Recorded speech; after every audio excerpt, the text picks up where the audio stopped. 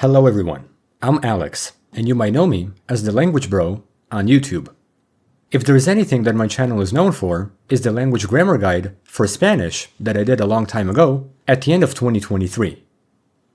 For those of you who have known me for a long time, and for those who are new to this channel, my message to all of you will be the same in this introduction. This channel that I've built over 2 years has been pretty successful in language education, specifically in the grammar of languages. Considering that I started with Spanish, I did not know how big my content would eventually be. That is, until I made a huge video that gathered over 1 million views. I highly thank everyone who watched that video and made my channel the way it is now. What started from a big video became part of language learning, so from the bottom of my heart, I sincerely thank all of you for teaching yourselves new languages. That's the content that has been building on this channel for over 2 years, specifically in my most viewed video, which inspired me to continue making language content. This very large video made me who I am now, and again, thank you very much for watching it over time. Still, there are many things that people pointed out in that video, such as the fast pace, inaccurate explanations, missing concepts, bad pronunciation, and a lot more. Despite being the most popular video that I put out, I own up to my mistakes, and even so, it's something I explained in my personal videos, if you want to watch them. When I was making videos in 2023, I tried becoming popular by making fast videos, with a lot of carelessness. As a result, it made my content famous, but left a lot of mistakes in that video. Many people pointed out that I definitely need to fix them, which is exactly what I will be doing. Back then, I was careless in a very bad position in life, being a third-year student at a university, studying Spanish. Since then, I have learned how to correct my mistakes with every new language to come. Essentially, I have learned from my mistakes, and now it's my time to fix them and give you the best guide to learning Spanish. Once again, I'm very, very sorry for the inaccuracy and the fast pace that I had in my most popular video on Spanish. I stupidly did it for fast content, and despite succeeding, I realized that it was a very big mistake. Now, it's time to move on and revisit the Spanish language, which is what I will do in my upcoming videos. I can guarantee that no mistakes will be made with the revisiting of Spanish. In future videos to come, I can promise that I will execute the best guide possible for the Spanish language, not just for returning viewers, but for new people too. I will also include documents of every lesson with additional sources after the guide is fully finished, because I assume that many of you will want to read each concept by yourselves. In fact, it's something that many people ask me, which I will do. As an undergraduate student who now has 4 years of experience learning Spanish, I will also be graduating with a Spanish degree in 2026. So, my knowledge of Spanish has definitely increased over time, and I'm very thankful for getting this education and finishing it. Now, I want to share this knowledge with all of you. This time, Spanish will be shown with a good pace, nothing will be fast, nothing will be rushed, and overall, this is my way of revisiting the language. I thank you all, I love you all, and I highly respect all of you. I truly hope that everyone can learn Spanish in the best way possible without any mistakes and continue forward with language learning. The time has come to revisit the Spanish language, so sincerely, good luck to all of you on your journey of learning Spanish anew, because now you can develop the best fluency in the language, starting with things to know beforehand. This is Spanish Revisited. Enjoy! Number 1. Spanish is a Romance language that comes from Latin. Considering that many use English as a base language to understand Spanish, it's good to know that the two languages have a lot of Latin influence. As a fun fact, Spanish is spoken in more than 20 countries, with over 500 million native speakers in main regions like Spain, Latin America, and the USA. This means that Spanish and English share some vocabulary, but their grammar systems are different. Still, the same alphabet is also shared by the two languages, but Spanish has one extra letter. Ñ. Ñ. Number 2. Many Spanish words look like English, because both languages borrow heavily from Latin, and such words are called cognates.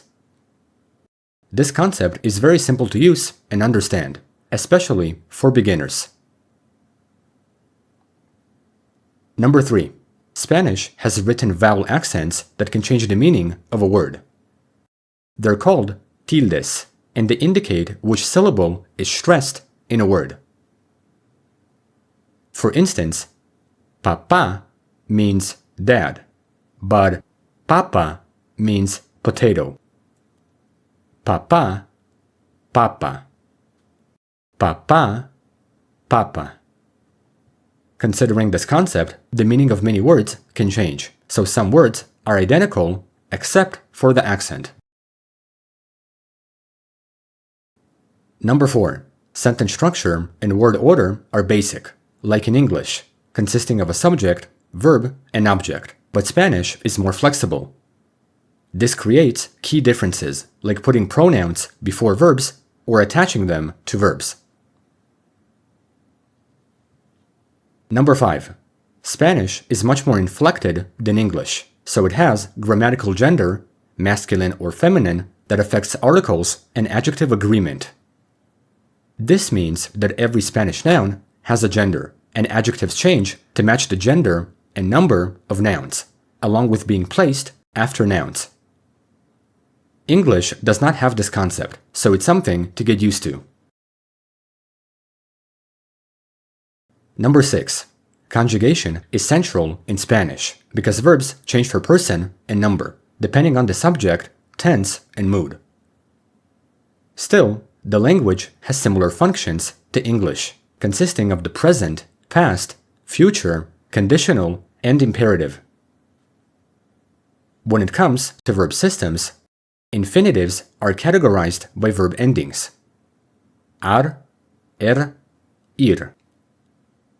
Each group has a different conjugation pattern, including irregular verbs, and due to this concept, subject pronouns are often dropped in writing and speech, because verbs are sufficient in specifying the subject.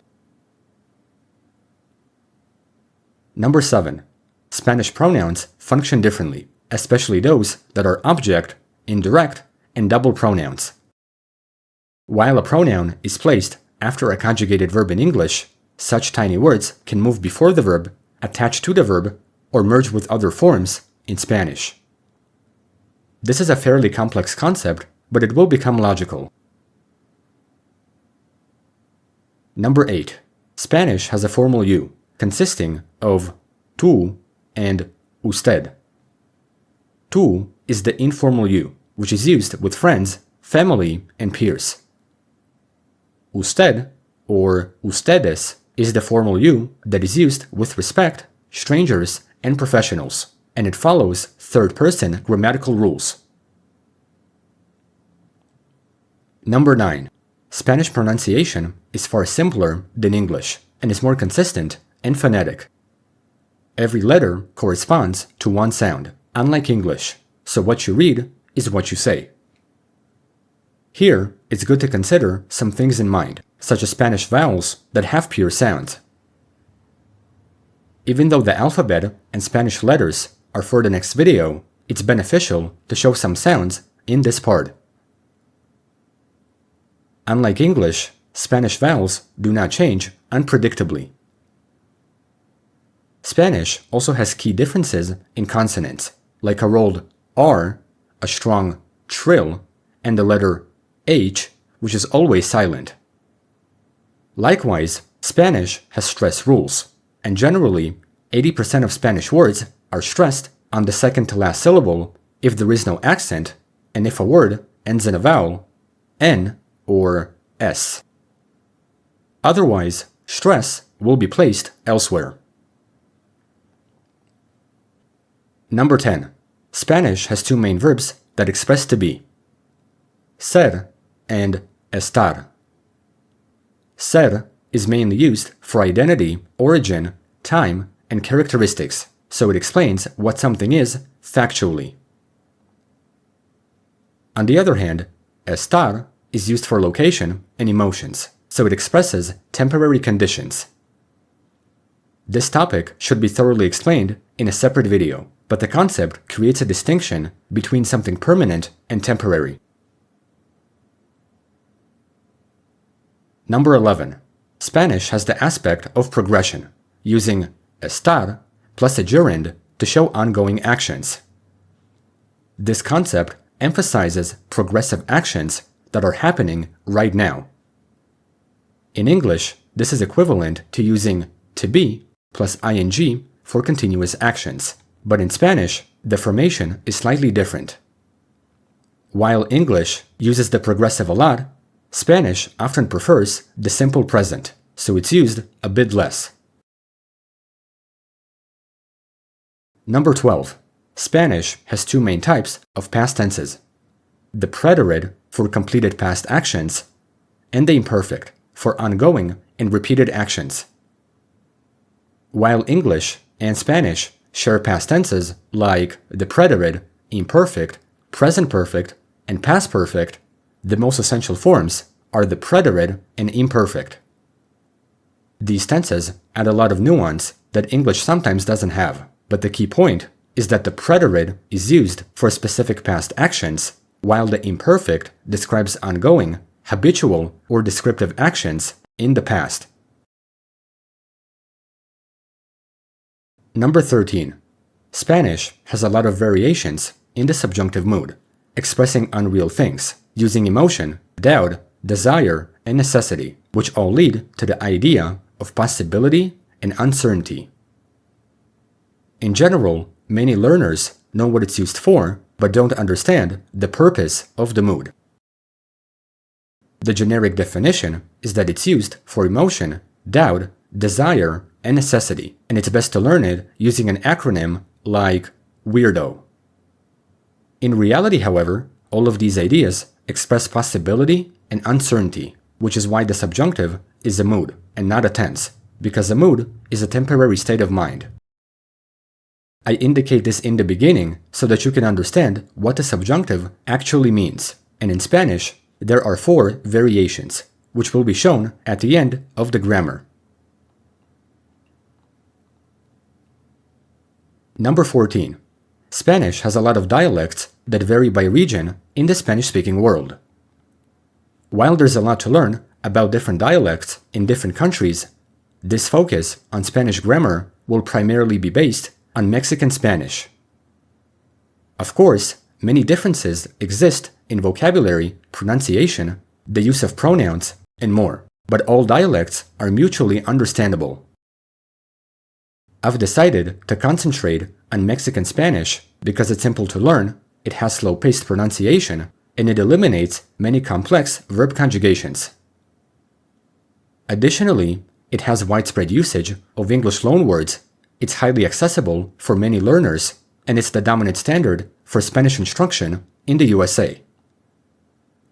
I understand that some of you may want to learn Spanish for different regions, so while the main focus will be on Mexican Spanish, I will occasionally show certain dialectal differences in grammar lessons, especially at the end of the grammar, like Castilian Spanish and Latin American Spanish.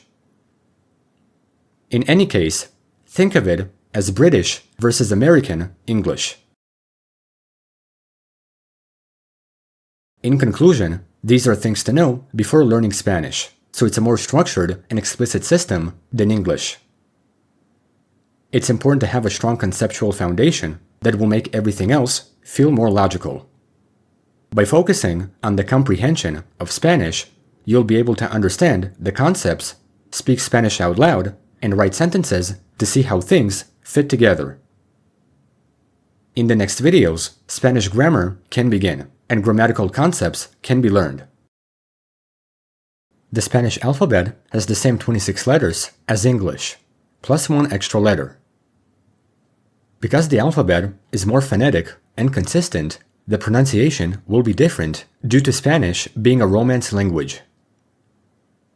The letters, their pronunciations, and spellings look like this: A, B, C, D, E, F, G, H, I, J,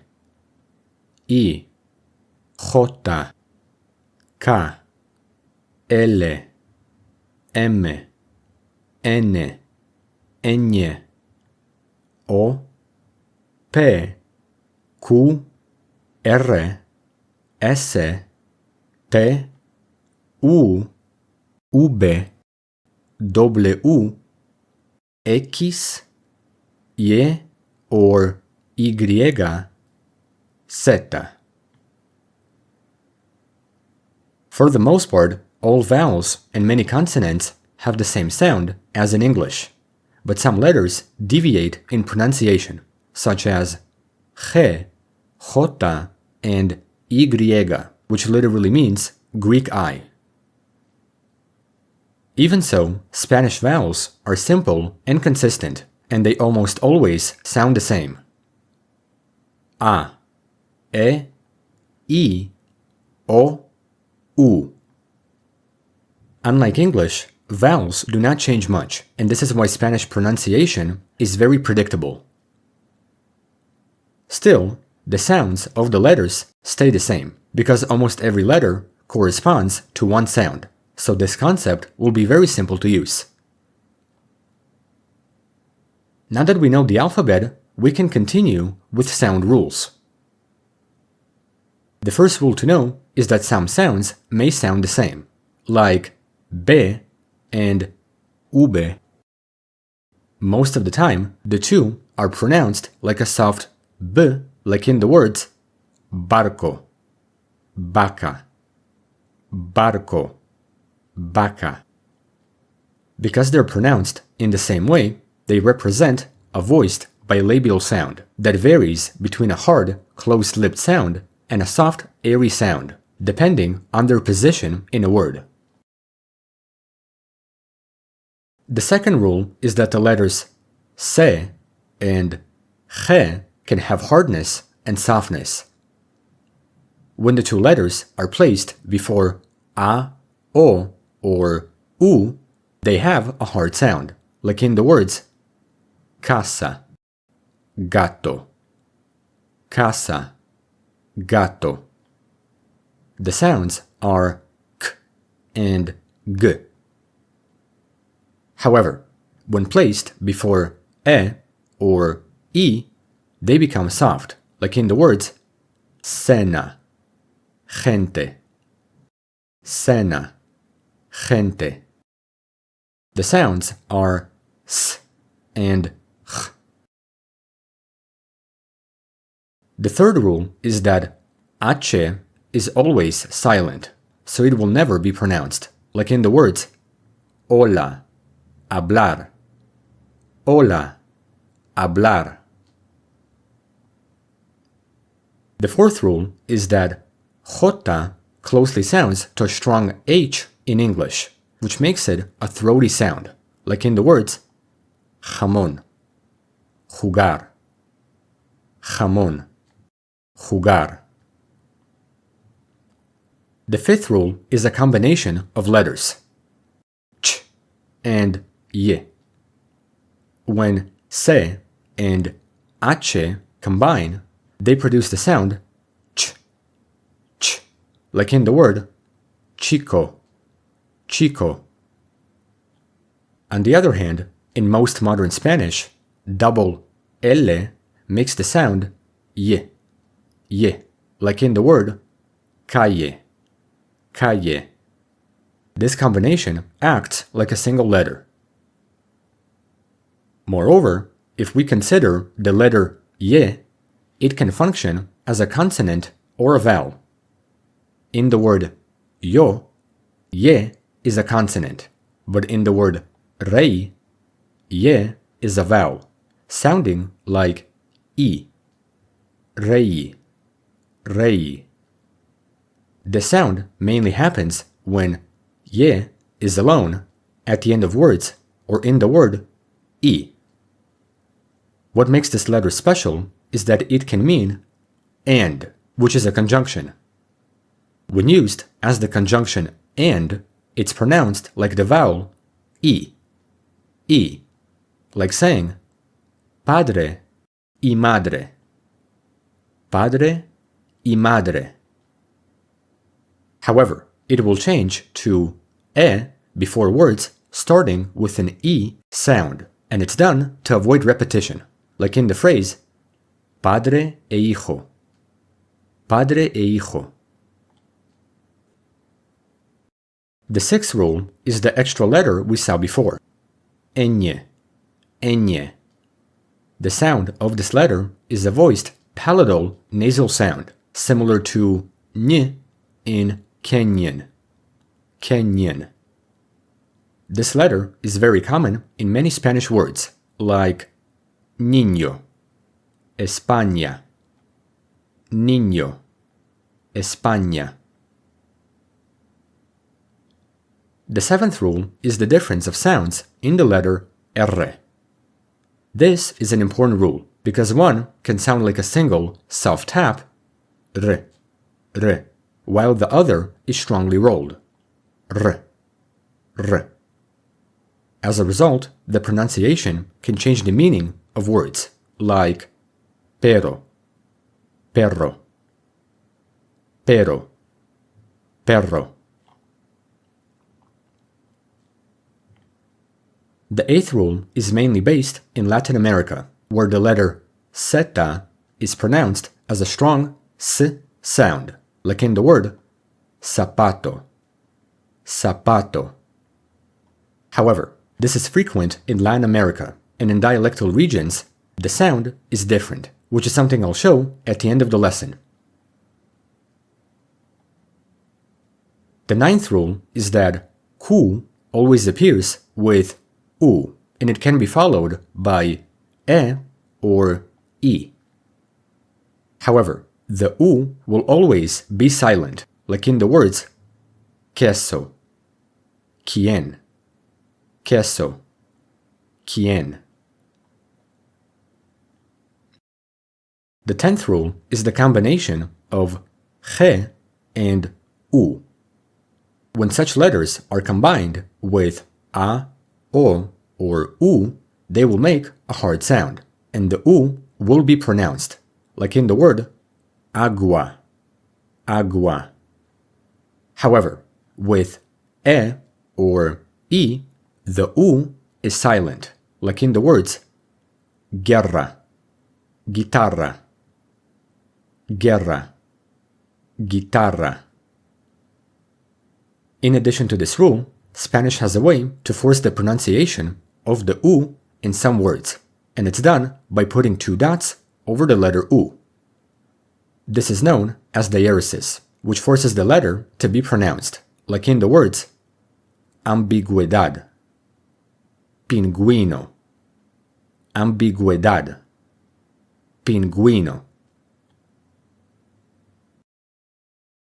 After learning these rules, we have a good understanding of consonant sounds in Spanish. Now, we can take a look at accents, which are very important to know, because they emphasize stress in any word. In Spanish writing, they're called tildes, and they can change pronunciation and meaning. As a fun fact, 80% of Spanish words have natural stress that falls on the second to last syllable, only if a word ends in a vowel, n or s. Otherwise, stress will fall elsewhere, but still, it's important to understand the function of tildes. Such accents are used if a word breaks the normal stress rule, and they can appear on any vowel, like in the words sofá, sofá, café, café, día, día, corazón, corazón, útil, útil. This rule is better perceived in monosyllables, and context can distinguish the difference. Sí, if. Sí, yes. Tú, your. Tú, you. Él, the masculine. Él, he. Overall, this is how the alphabet, its sounds, and its rules work in Spanish. Every word is pronounced as written, one letter equals one sound, with a few exceptions, and stress rules are predictable. However, we should not forget that Spanish pronunciation can vary in dialects, like in Spain and Latin America. So before concluding the lesson, we can see dialect differences in the Spanish-speaking world. In Spain, the letters zeta and se can sound like the English th before e or i, like in the words zapato, cena, zapato, cena. This dialectal distinction is mainly present in central and northern Spain, but in Latin America, the s sound is common. Zapato, cena. As a note, this difference is called ceseo, ceseo. Furthermore, in most of Spain and Latin America, double L makes y, like in the word calle. In Argentina and Uruguay, the sound strongly deviates, sounding like sh or j. Calle, calle, calle, calle. This difference is called yeísmo reilado, or sheísmo. Another dialectal difference is the aspiration of s at the end of syllables. While pronunciation is mainly clear in regions like Mexico and Colombia, in coastal areas like the Caribbean, Cuba, and Puerto Rico, the aspiration of s becomes a soft breath. An example is los amigos, los amigos. In various regions, the pronunciation is simple, but in coastal areas, s is aspirated. Los amigos, los amigos. Another difference is in the letters G and J. While J always makes a J sound, the same sound is achieved when G is used with E or I. Here, the difference is in the harshness of the sound. In Spain, the sound is stronger and harsher, while in Latin America, it's softer. We can reuse some of the previous words. Gente, jamón. Gente, jamón. Gente, jamón. Gente, jamón. In short, this is how different dialects affect the sounds that Spanish can make. And while the focus of this grammar is on Mexican Spanish, it's interesting to see the differences in sounds. Personally, I advise focusing on standard Latin American pronunciation because it's widely understood, but you can definitely learn other elements of different dialects. In most of the Spanish-speaking world, zeta and se are pronounced as s. Double L makes y, and the rest of the letters are pronounced simply and predictably. In Spanish, every noun has a grammatical gender, masculine or feminine. Gender affects nouns, articles, and adjectives, so learning patterns from the beginning can help you understand how to identify gender in the language. To identify masculine objects, we can look for nouns ending in o, like libro, perro. To identify feminine objects, we can look for nouns ending in a, like casa, mesa. However, Spanish has exceptions in noun endings, such as masculine nouns that end in a, like día, problema, mapa. Such words come from Greek, and they often end in ma, pa, ta, so we have to remember them as masculine. At the same time, Spanish has feminine nouns that start with a stressed a. Such words use el as a masculine article in singular nouns, but they are feminine, like el agua, el águila. Spanish uses the masculine article for stress, el agua, but still, when the words are plural, they will use the feminine plural article, las aguas, las aguas. Aside from noun endings, another factor for determining gender is biological gender that shows the person, like chico, chica, profesor, profesora. Nonetheless, some nouns can change the ending for gender, like actor, actriz, while other nouns can be used for both genders. Artista, estudiante.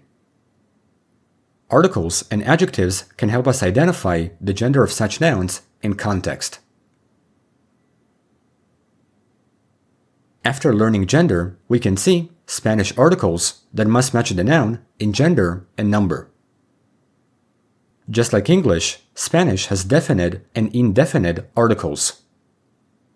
El, la, los, las. We can reuse previous words. El libro, la casa. Indefinite articles are un, una, unos, unas. Some examples are un perro, una mesa, unos libros, unas casas.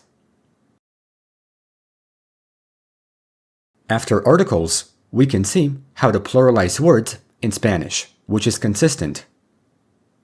If a word ends in a vowel, we add s, like libro, libros, casa, casas, perro, perros.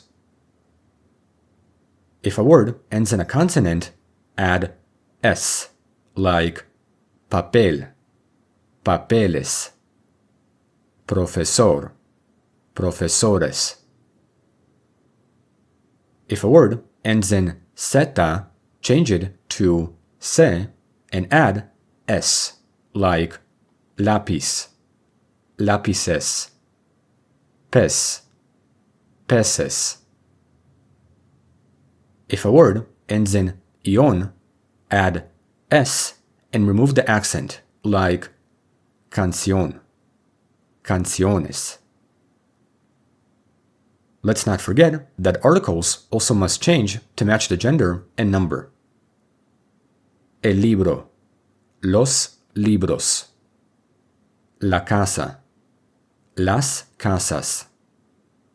Un perro, unos perros. The last thing to note is that when everything is put together, every concept must agree in gender and number, including adjectives, which are often placed after the noun, like in the following sentences. El libro rojo. Los libros rojos.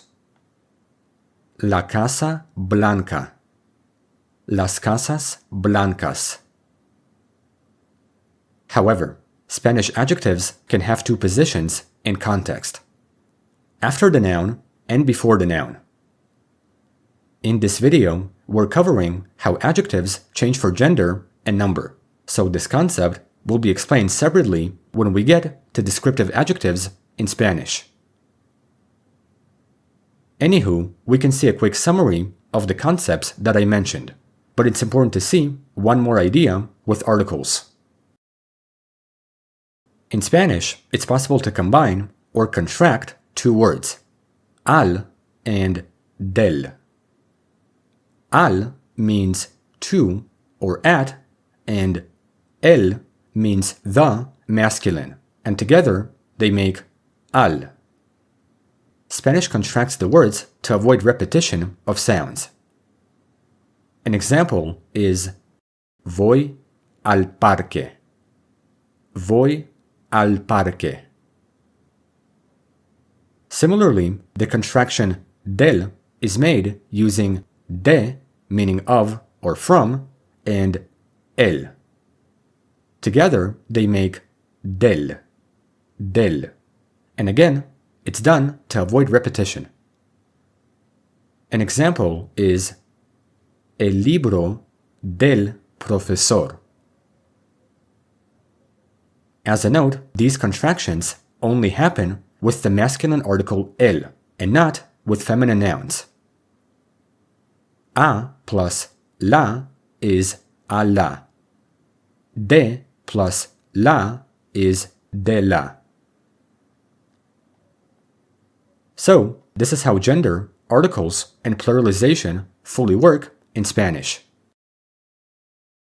Sentence structure and word order in Spanish are generally straightforward, but some nuances exist. Like English, Spanish typically follows a subject, a verb, and an object, like yo como manzanas. Ella lee un libro. Still, Spanish has a more flexible word order because verbs are sufficient in showing who's doing the action, like saying, yo como pizza. Como pizza. Both mean, I eat pizza, so we can drop the subject pronoun because it already tells us who the subject is. The only times when we have to use them are for emphasis and clarity, like saying, yo hablo español, pero él no. For now, do not worry about verb conjugation because this concept will be shown in a different video. One concept that Spanish does differently is the formation of questions, which is made by simply changing our intonation. In English, we have to use the auxiliary verb do or does, but in Spanish, it's not necessary. Even so, we can invert the word order, like in the phrase, do you eat pizza? ¿Comes tú pizza? ¿Tú comes pizza? Both are correct, but practically, it's common to ask questions without the subject pronoun. ¿Comes pizza? Do you eat pizza? Also, as a punctuation point, Spanish always requires upside-down question marks when writing a question.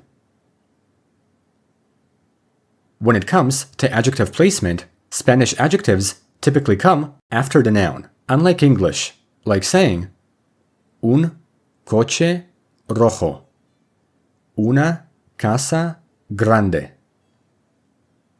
However, when expressing opinion, emotion, or emphasis, an adjective may come before the noun, like un gran hombre, una hermosa ciudad. This concept will be explained a lot more when we get to descriptive adjectives in Spanish. Furthermore, Spanish direct and indirect object pronouns are placed before the verb, like lo veo, la compro, le doy el libro. The word order of pronouns makes the indirect pronoun come first, then the direct one, and then the verb. And again, this concept will be shown more in a future video. Nonetheless, with infinitives or gerunds, object pronouns can attach to the end, like saying, quiero verlo, estoy comiéndolo. But again, it's more common for pronouns to come before the verb. Lo quiero ver. At last, when it comes to adverbs, they typically come after the verb or at the end of the sentence, like saying, corro rápido. Ella habla bien.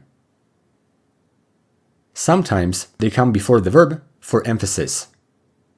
Siempre estudio. Overall, this is how sentence structure and word order fully work in Spanish. We can see the key differences from English, which matter most, like the omission of the subject, flexible word order, no auxiliary verbs in questions, and adjectives after nouns. Spanish has many fundamentals that are simple to understand after learning the basics. Basic words and phrases in Spanish include question words, personal pronouns, days, months, time words, common conjunctions, prepositions, and adverbs, greetings and farewells, and numbers. Question words in Spanish are known as interrogative words that cannot be answered by simply saying yes or no, or in Spanish, sí, no. These questions specify the context of a sentence and indicate how the receiver of a question should respond. What is qué? Who can refer to singular and plural objects. ¿Quién? ¿Quiénes? The same is true about which. ¿Cuál? ¿Cuáles? When is cuándo? Where is dónde? Where to is a dónde. Why is por qué. How is cómo. How much or how many is affected by gender and number. Cuánto, cuánta, cuántos, cuántas. Notice how all words have accents, and they're needed when asking a question, and upside-down question marks are necessary for Spanish punctuation. Still, the accents are vital in spelling, because if the words lose the accents, they stop being interrogative and become relative words or conjunctions. Basically, when you see the words without accents, they connect ideas instead of asking questions. Specifically, qué, quién, dónde, cómo, and cuándo. With the accent, the words are questions. Without the accent, the words are connectors or conjunctions. So the spelling distinguishes asking versus connecting, as you can see from the sentences on the screen. Then, Spanish has personal subject pronouns that are mainly used for emphasis, because the language often drops them due to verb conjugations. Such pronouns are replacements for proper names of people. Yo is I. Tú is you, informal. Él is he. Ella is she. Usted is you, formal. Nosotros or nosotras is we. Vosotros or vosotras is you all. Ellos or ellas is they. Ustedes is you, formal, plural. As you can see, Spanish has nuances with the pronouns, and we can see the differences from English. 1. There is no Spanish pronoun for it. 2. The pronouns tú and él have accents, and they're needed to distinguish them from other homophones, like tú, meaning your, and él, meaning the, masculine. With the accent, tú and él are pronouns. 3. The pronoun yo doesn't need to be capitalized like in English, unless it's the first word in a sentence. 4. Some pronouns are affected by gender, like nosotros, vosotros, and ellos. The ending os is masculine, and the ending as is feminine, which are used with the corresponding gender of the subjects in context. 5. In terms of dialect, usted and ustedes are the formal you, showing respect when speaking with formal people in the Spanish-speaking world, but the pronoun vosotros is used as a plural you all in Spain, with peers, friends, and family. Aside from pronouns in the personal form, Spanish can change them in the form of object pronouns, possessive pronouns, or other forms. These pronouns indicate the grammatical person, gender, and number of the noun they replace. For now, it's better to show them but not describe them, because they need separate videos. Then, Spanish has the days of the week. Lunes, martes, miércoles, jueves, viernes, sábado, domingo. English capitalizes the words, but Spanish doesn't, unless it's the first word in a sentence. Also, when indicating something on a specific day, Spanish will use el for on, like el lunes, on Monday. Then, Spanish has the months. Enero, febrero, marzo, abril, mayo, junio, julio, agosto, septiembre, octubre, noviembre, diciembre. Just like the days, months are not capitalized unless they're the first word in a sentence. Then, Spanish has common time words like hoy, ayer, mañana, ahora, antes, después, siempre, nunca, a veces, temprano, tarde, segundo, minuto, hora, semana, mes, año. As a note, the word mañana can also mean morning, and it's not possible to say minuta. I know. Then, Spanish has common conjunctions, prepositions, and adverbs. Although it's a mixed category, such words can be found very frequently in daily Spanish conversation, especially in complex sentences.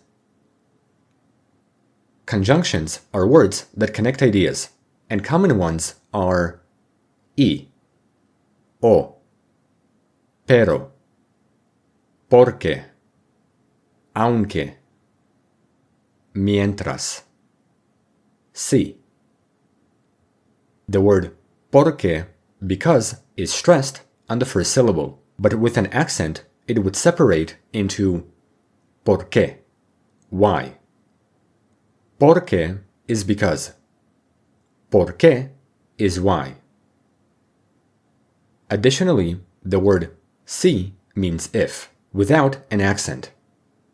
With an accent, the word is sí, yes.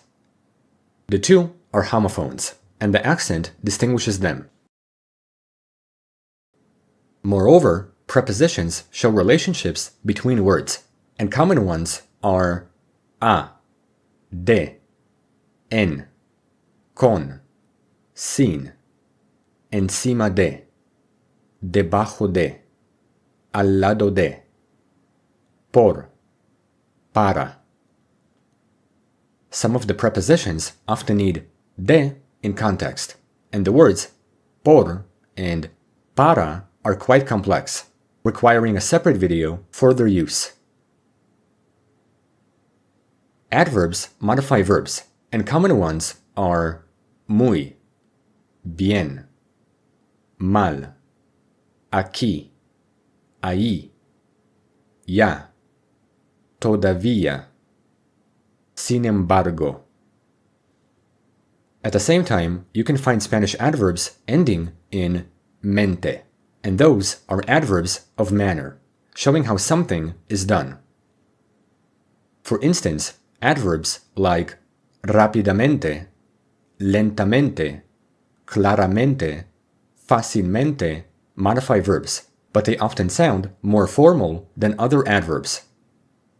Rápidamente and rápido can both mean quickly, but rápidamente is more formal.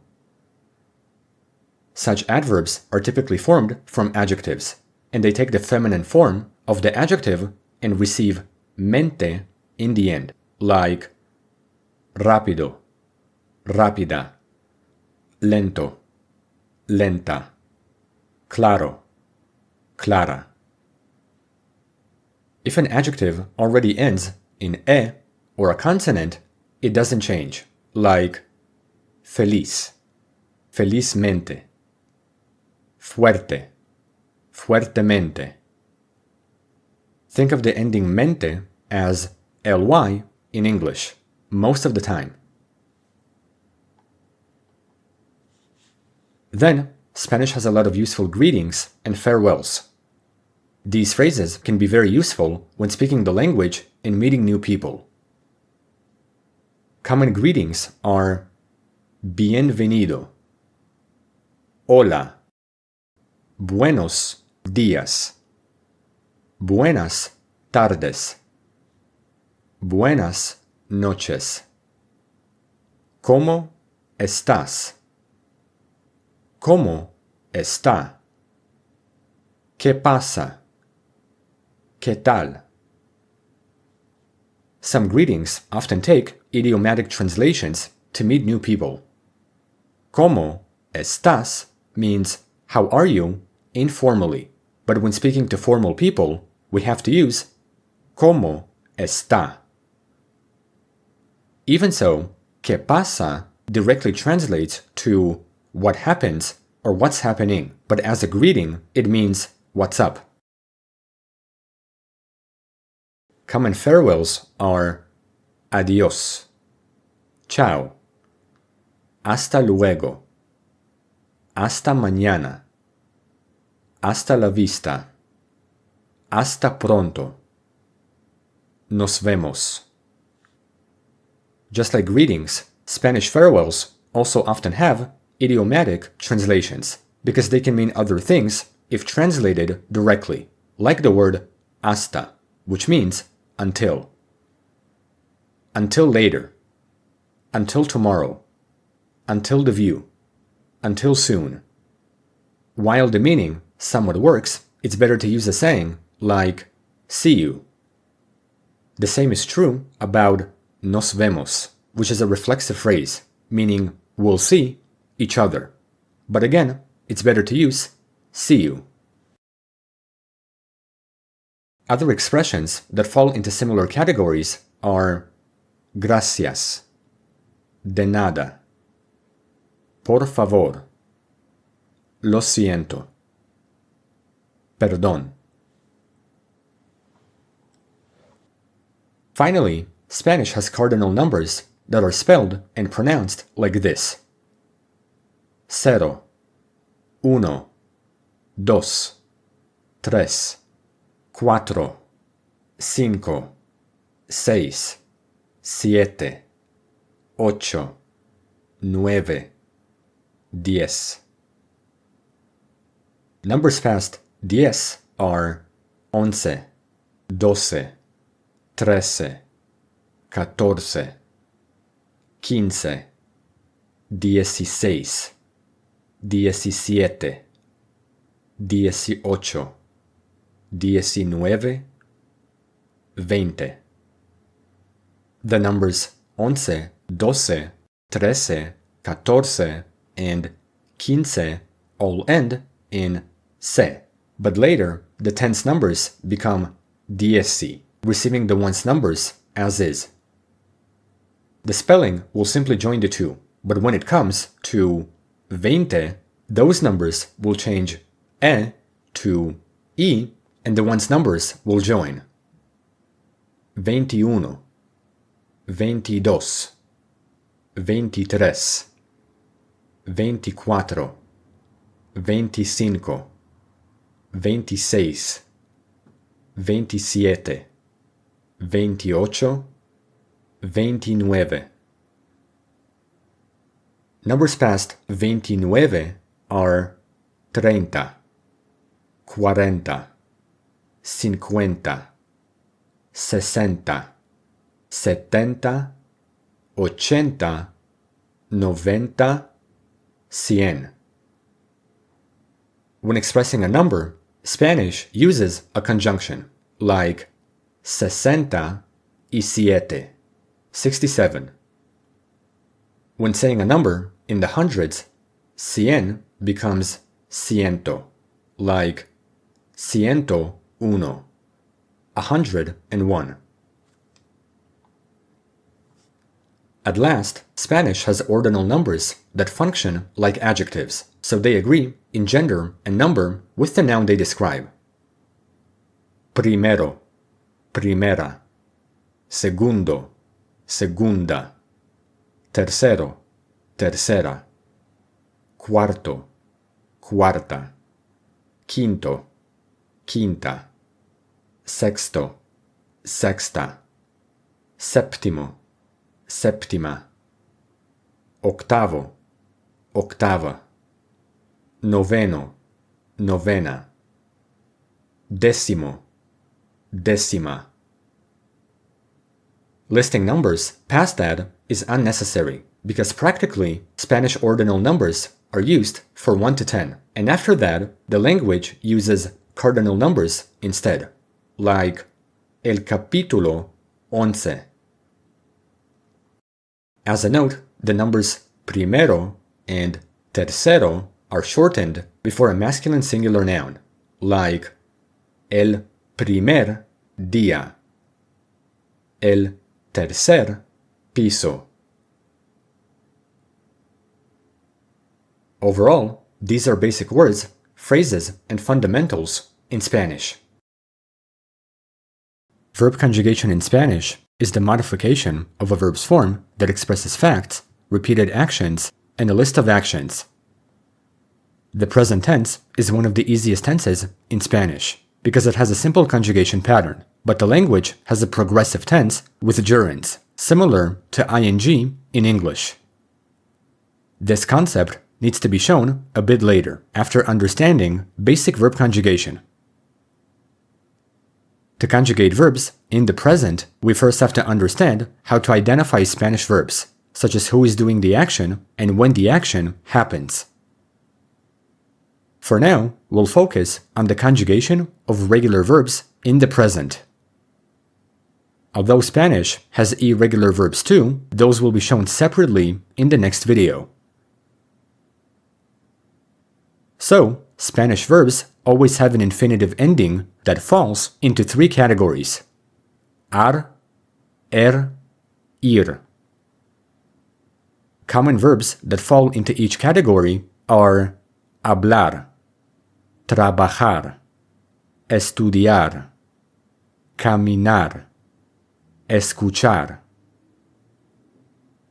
comer, beber, aprender, correr, vivir, escribir, abrir, recibir. These words are infinitives, the basic form of verbs without any conjugation in any tense, and each category has its own pattern. The best way to recognize them is to see the time change in a sentence, which combines with the personal pronouns yo, tú, él, ella, usted, nosotros, vosotros, ellos. Let's begin with ar verbs. The present conjugation pattern for such verbs goes as follows. We get the verb stem by dropping the ending ar from the infinitive. Then we add endings to the stem that correspond to the category of the verb. Since we're beginning with ar verbs, let's use the verb hablar, to speak. To conjugate hablar in the present, drop the endings, get the verb stems, and add the endings that match the category. For yo, add o. For tú, add as. For él, ella, usted, add a. For nosotros, add amos. For vosotros, add ais, with an accent. For ellos, add an. When saying such conjugations in context, Spanish often drops the pronoun because the verb ending already tells you who's speaking. Hablo, hablas, habla, hablamos, habláis, hablan. These are the endings for regular adverbs in the present in Spanish. Let's move on to verbs, like comer, to eat. The conjugation pattern for verbs in the present is similar, where we get the stem by dropping endings and adding the right endings to the category of the verb. For such verbs, consonants are repeated, like esse and ene, but the vowels change from a to e. Also, the ending o for yo is borrowed. Como, comes, come, comemos, coméis, comen. These are the endings for regular verbs in the present in Spanish. Let's finish with verbs, like vivir, to live. The conjugation pattern for verbs in the present is also similar, where we get the stem by dropping endings and adding the right endings to the category of the verb. For such verbs, some endings are borrowed from verbs, but the difference is in nosotros and vosotros, using imos and is with an accent. Vivo, vives, vive, vivimos, vivís, viven. After learning this concept, we can fully understand how regular present verb conjugation works in Spanish. It follows endings that correspond to each verb type, made from stems and verb endings. The conjugation in yo will always have the ending o, while nosotros and vosotros keep the original vowel from the infinitive. Instead of memorizing verbs, we can remember verb endings, and then we can conjugate any verb and speak Spanish using simple phrases. As a fun fact, the Spanish present tense has multiple uses, like current actions, habits, general truths, and the near future, sometimes. Estudiamos español. Bebo agua. Escribo una carta. Trabajo todos los días. El sol sale por el este. These sentences can be said without the subject pronoun, which is a practical way to speak the language. So that's how the concept works in Spanish. Irregular present verb conjugation in Spanish doesn't follow one fixed pattern. Instead, many irregular Spanish verbs have their own special conjugation, which means that they must be memorized, because other patterns for them might not be predictable. In my previous video, I explained regular Spanish verb conjugation in the present, showing stems and their endings. In this video, I'll explain irregular present verb conjugation, and although many Spanish verbs are irregular, some have patterns. Of course, knowing all irregular verbs is impossible, so in this video, I will show the most common ones and their patterns, along with phrases in the end. Let's begin with the concept of an irregular verb. A verb is irregular when it doesn't follow the standard ways or stem patterns of regular verbs. The irregularity usually appears in three ways: stem changes, irregular yo forms, and totally irregular verbs. Let's see stem-changing verbs, where a vowel changes in the stem. This pattern is sometimes called the boot pattern because of the shape it forms in conjugation charts, and also because the stem change happens in all forms except nosotros and vosotros. That's why it resembles a boot. The first type is e to e, where the letter e becomes ye. One verb is pensar, to think. Pienso, piensas, piensa, pensamos, pensáis, piensan. All endings are regular for ar verbs, but the stem changes from e to ye in yo, tú, él, ella, usted, and ellos. When highlighting their placement in the chart, their shape looks like a boot, and that's why they're called boot verbs. As a phonetic rule, the stem change is pronounced as one syllable, because that's the position of the stress in the conjugations. Basically, we have to pronounce the words on the stem change itself. It's not pienso, piensas. It's pienso, piensas. So the syllable with the stem change is pronounced as one, and that explains the formation of stem changes in Spanish verbs. This sound rule is true for any stem change in any verb. Other common verbs that change e to ye are querer, empezar, entender, cerrar. So the stem change happens only in yo, tú, él, ella, usted, and ellos. A different type is e to e, and this change happens mainly with ir verbs. One verb is pedir, to ask for.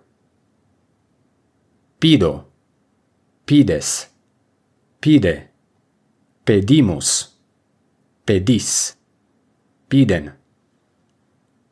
Once again, the endings are regular for ir verbs, and the stem change happens in the boot. The stress is also said in the stem change itself, in the conjugations that are in the boot. Other common verbs that change e to e are repetir, servir, seguir. A different type is o to u, where the letter o becomes we, pronounced as one syllable. One verb is dormir, to sleep. Duermo, duermes, duerme, dormimos, dormís, duermen. The endings are regular for ir verbs, the stem change happens in the boot, and the stress is said in the stem changes. Other common verbs that change o to we are poder, volver, encontrar, contar, recordar. As a note, poder can be used as a noun, meaning power or authority, but as a verb, it means can or be able to. The last type of stem change is u to we, which is less common but still important. In this pattern, u changes to we, in the stem, only happening in the boot pattern. One common verb is jugar, to play. juego, juegas, juega, jugamos, jugáis, juegan. The stem change happens in the boot, and the stress is said in the stem changes. As a note, juego can be a noun, meaning game, but as a conjugated verb, it means I play. After learning stem-changing verbs in the present, we can now see a different type of irregularity, such as verbs that are only irregular in the yo pronoun. These verbs are very common in Spanish, but they only change in yo. One type of irregular yo verbs is the ending go, go. One verb is hacer, to do or to make. Hago, haces, hace, hacemos, hacéis, hacen. The endings are regular for verbs, but the change in yo is the only irregular one. Even though Spanish has many verbs that are irregular in yo, it's not that hard to remember them, because they only change in one pronoun. Other common verbs that take the ending go in yo are poner, salir, tener, venir, decir. Some of these verbs can have multiple irregularities, which I will show later. Another type of irregular yo verbs is the ending sco. One verb is conducir, to drive. Conduzco, conduces, conduce, conducimos, conducís, conducen. The endings are regular for verbs, and the conjugation in yo is the only irregular one. Other common verbs that take sco in yo are conocer, traducir, producir. After learning irregular yo verbs, we can finish with totally irregular verbs, and verbs that can have multiple irregularities in different pronouns. For such verbs, it can be difficult to find common patterns, so it's much better to memorize them because they're very frequent in Spanish. One common verb is ir, to go. Voy, vas, va, vamos, vais, van. By looking at the verb, we can see that most conjugations follow endings from ar verbs, along with the fact that yo uses y. Also, there is no accent in vais, because the conjugation is a monosyllable and is pronounced as one, which is why an accent is not needed. It's important to point out this information because it can help you with pattern recognition in other irregular verbs, like dar, to give, which follows the same pattern. Doy, das, da, damos, dais, dan. Yo has y, and dais is without an accent. One verb that is different from this pattern is ver, to see, where most conjugations are regular, but the irregularity is in yo. When we conjugate verbs, we drop the infinitive ending and add the right endings. But with ver, a conjugation like bo doesn't sound uniform, so just drop r and then add o, making the conjugation irregular. Veo, ves, ve, vemos, veis, ven. A different verb that is also irregular in yo is saber, to know factual information. This verb requires a separate explanation in a future video, but in this video, we can simply see its conjugations. Sé, sabes, sabe, sabemos, sabéis, saben. This verb is only irregular in yo. Considering all of these ideas, Spanish has verbs that combine irregular patterns, where some verbs are stem changing and irregular in the yo form, like tener, to have. Tener takes the ending go in yo, and the stem change of e to ye. Tengo, tienes, tiene, tenemos, tenéis, tienen. What makes tener special is that it has more uses than English, which apply to possession, feelings, and idiomatic conditions. If in English we use to be to express ideas like hunger and age, in Spanish we rely on tener. Tengo hambre. Tengo frío.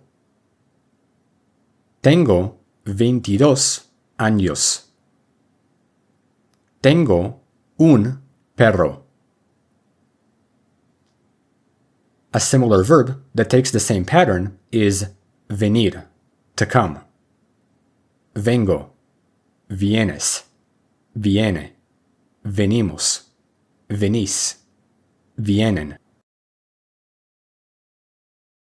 A different verb that takes the ending go in yo is decir, to say or to tell. But this verb uses the stem change of e to i instead.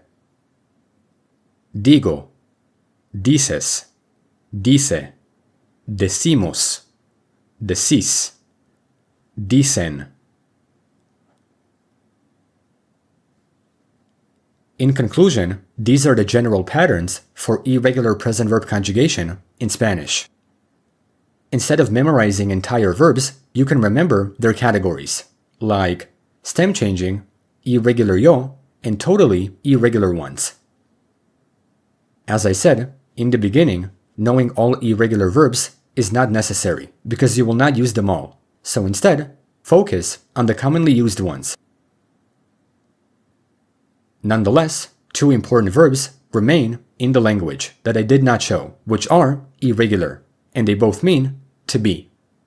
Ser, estar.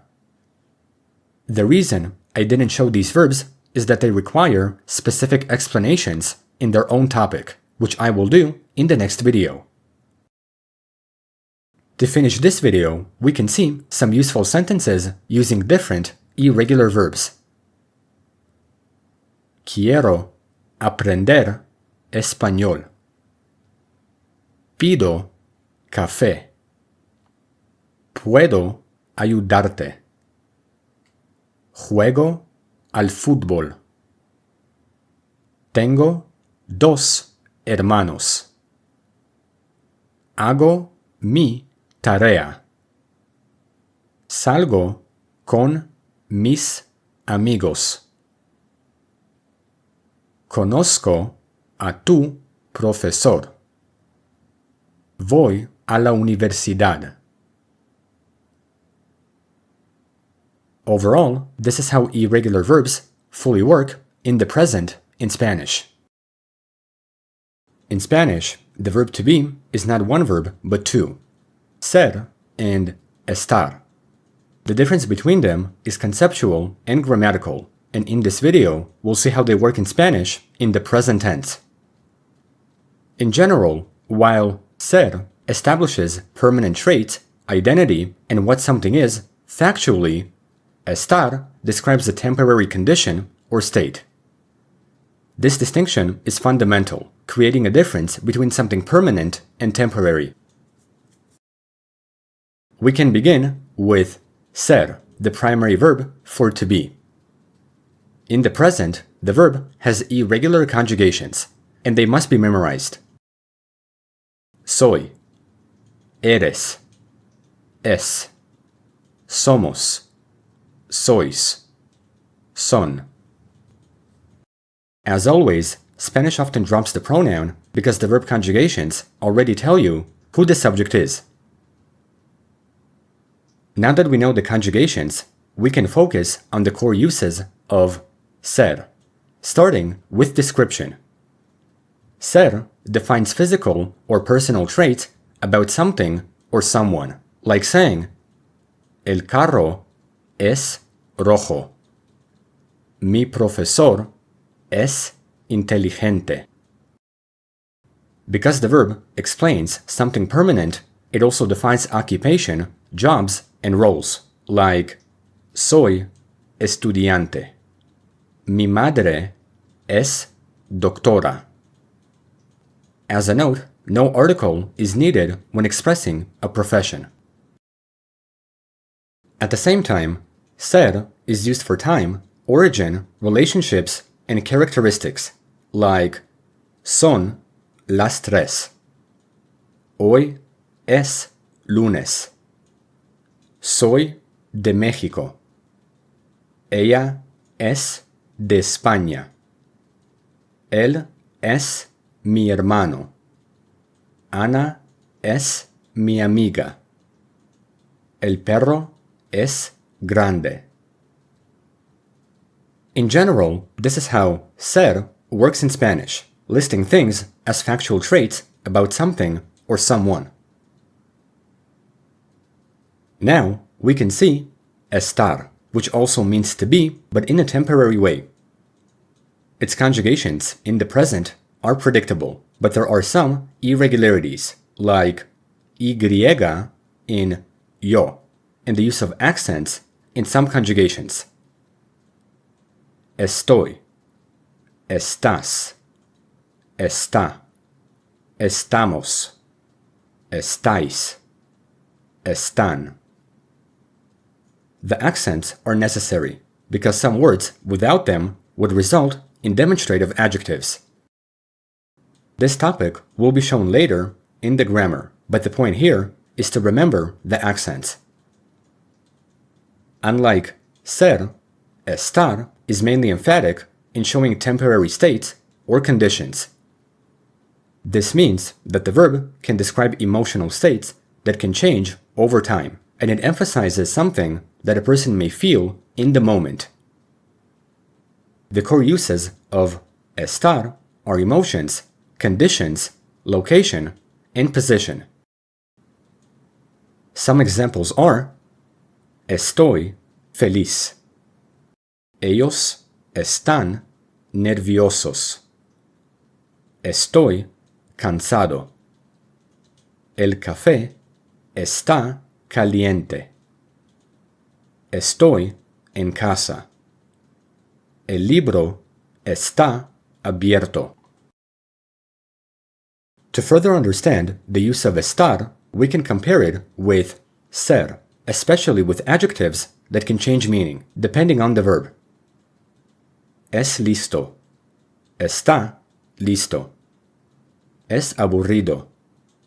Está aburrido. Es rico. Está rico. Every sentence is correct, but each one is used in a different context. By saying es listo, we indicate that he is a clever person in general, so it's a trait that he has. It's a more permanent characteristic than a current condition. However, by saying está listo, we indicate a temporary state and a momentary condition that he has now, but it can change. This is the main difference between the verbs. Ser indicates something permanent, which is a trait, and estar is about something temporary, which is a momentary state happening right now. Considering this difference, the verbs can also make a distinction between personality and mood, such as Juan es nervioso. Juan is a nervous person. Juan está nervioso. Juan is nervous right now. Other expressions that are common with each verb are es importante, es verdad, es posible, es difícil, estar de acuerdo, to agree, estar listo, to be ready, estar seguro, to be sure. Think of ser as what something is, and estar as how something is, which is a good memory trick that can help you understand the verbs. Aside from conditions, another important function of estar is the progressive tense. Spanish uses estar to express an action in progress, which is equivalent to using to be plus a gerund plus ing in English. In Spanish, there is a similar structure that uses estar, because the progressive state is something temporary, and that's why estar is used, along with a gerund that ends in ando or yendo. The ending ando is used with ar verbs, while yendo is used with and ir verbs. To form a gerund, remove the infinitive ending and add the gerund endings. Estoy hablando. I am speaking. Ella está comiendo. She is eating. As such, we can use the progressive tense with all pronouns, because it is practical in Spanish speech. Estoy estudiando español. Ella está trabajando. Estamos aprendiendo mucho. Ellos están jugando fútbol. Still, we have to consider some spelling changes in the progressive, because some verbs change their spelling to make pronunciation simple. 1. Verbs ending in er and ir with a vowel will use y in the gerund itself. This is done to not repeat the same sound twice. 2 verbs are leer and construir, with their gerunds leyendo and construyendo. Estoy leyendo. Están construyendo una casa. 2. Some stem-changing verbs will change o to u, or e to i, in the form of a gerund. Such verbs are irregular, because they're stem-changing in general, so their gerunds also change in the stem, to make the pronunciation simple. 2 verbs are dormir and pedir, with their gerunds durmiendo and pidiendo. It's not dormiendo or pidiendo. It's durmiendo and pidiendo. El perro está durmiendo. Estoy pidiendo comida. As a note, Spanish uses the progressive a bit less often than English, because the tense mainly emphasizes that an action is happening right now, which is why estar is used. Saying something like, I am studying Spanish this year would be, estudio español este año. But saying, estoy estudiando ahora would signify that I am studying right now. So, this is how ser and estar fully work in Spanish. Ser mainly describes permanent traits, while estar explains temporary states. Negation in Spanish changes the meaning of a phrase to show an absence, contradiction, or denial. Negation nullifies words and sentences and shows they're false by adding a negative. In Spanish, negation is systematic and simple, using the word no, which is equivalent to the English not.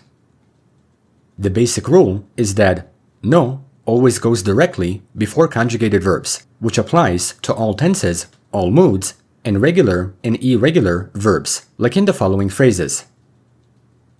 No hablo español. Ella no está cansada. No somos amigos.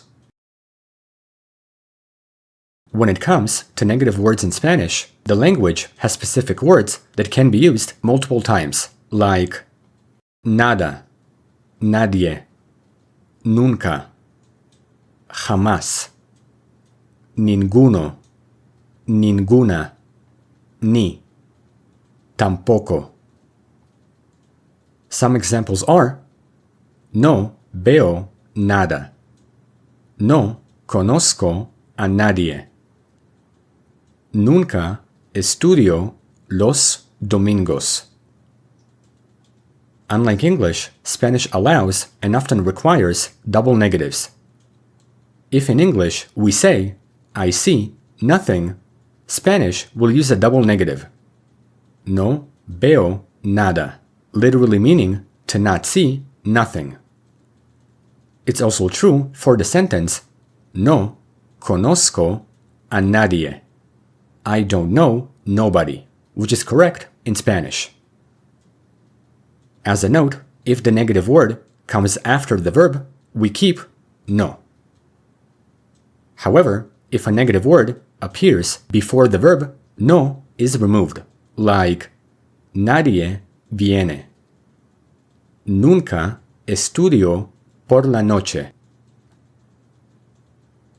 At the same time, it's possible to make negations with the word ni, meaning nor or not even, and this word connects negative ideas. No tengo café ni té. No estudia ni trabaja. Even so, we can negate sentences with the word tampoco, meaning neither or not either. This word is useful after contradicting an affirmative phrase, like me gusta el fútbol. A mí no. A mí tampoco. In essence, Spanish has common negative patterns, which are good combinations to know when speaking the language, like no, nunca, never. No, nada, nothing. No, nadie, nobody. No, tampoco, not either. No digo nada. I say nothing. No veo a nadie. I see nobody. No estudio nunca. I never study. The key rule is that no goes before the verb, and if a negative word comes first, no is omitted. So, this is how negation fully works in Spanish. Descriptive adjectives in Spanish describe qualities, states, physical traits, and personality. Most of the time, they're placed after the noun that they describe, but they all must agree in gender and number, whether it's masculine, feminine, singular, or plural. We can begin with gender agreement using the endings of adjectives, which typically follow the same pattern as nouns. Alto, alta, tall, pequeño, pequeña, small, bonito, bonita, pretty. In a sentence, the adjectives match the gender and number of the noun. El chico alto. La chica alta. The O becomes A. Additionally, number agreement is also vital, where adjectives match singular and plural nouns. Alto, alta, interesante, altos, altas, interesantes. El libro interesante. Los libros interesantes. At this point, it's important to point out that some adjectives may come before the noun, specifically when expressing quantity, emphasis, or opinion. In this case, it's best to remember the most common adjectives that can be placed before nouns, and some will change form. Bueno, malo, grande, pequeño, primer, primero, tercer, tercero, último, mucho, poco, alguno, ninguno. Such adjectives show subjective emphasis, so they express emotional emphasis about a speaker's opinion, like in the following phrases. Un buen amigo. Una gran ciudad. El primer día. Muchos libros. Once again, such adjectives can change meaning, depending on whether they're put before or after the noun. This is a subtle but important feature in Spanish. Even so, some adjectives are shortened before masculine singular nouns, like buen, mal, primer, tercer, gran.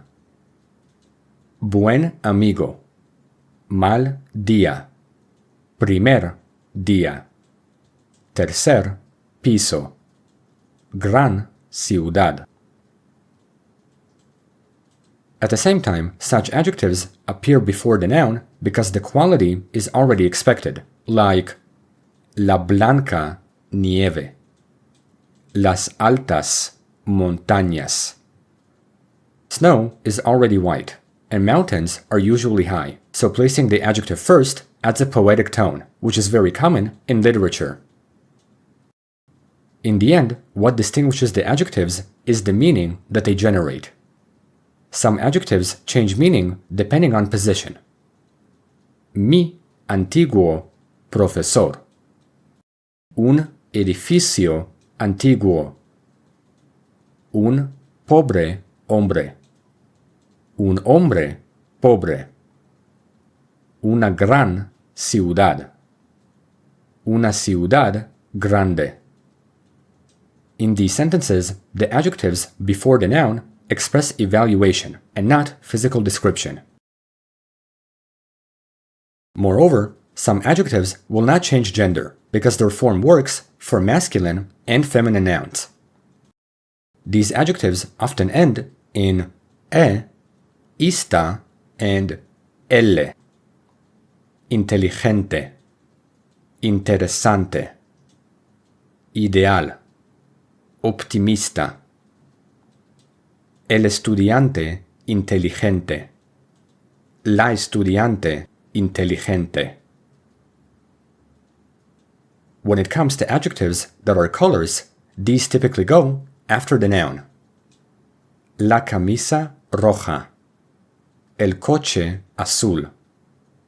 Los ojos verdes.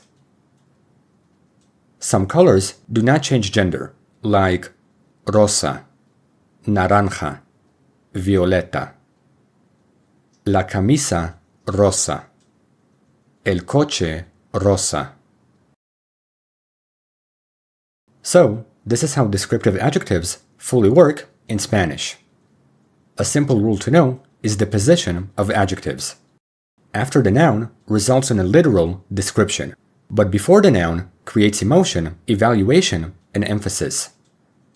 It also explains why Spanish literature puts adjectives before nouns, for stylistic reasons. For native speakers, adjective position often depends on emphasis and nuance, rather than strict rules, so while the concept is extensive, it's very useful to know.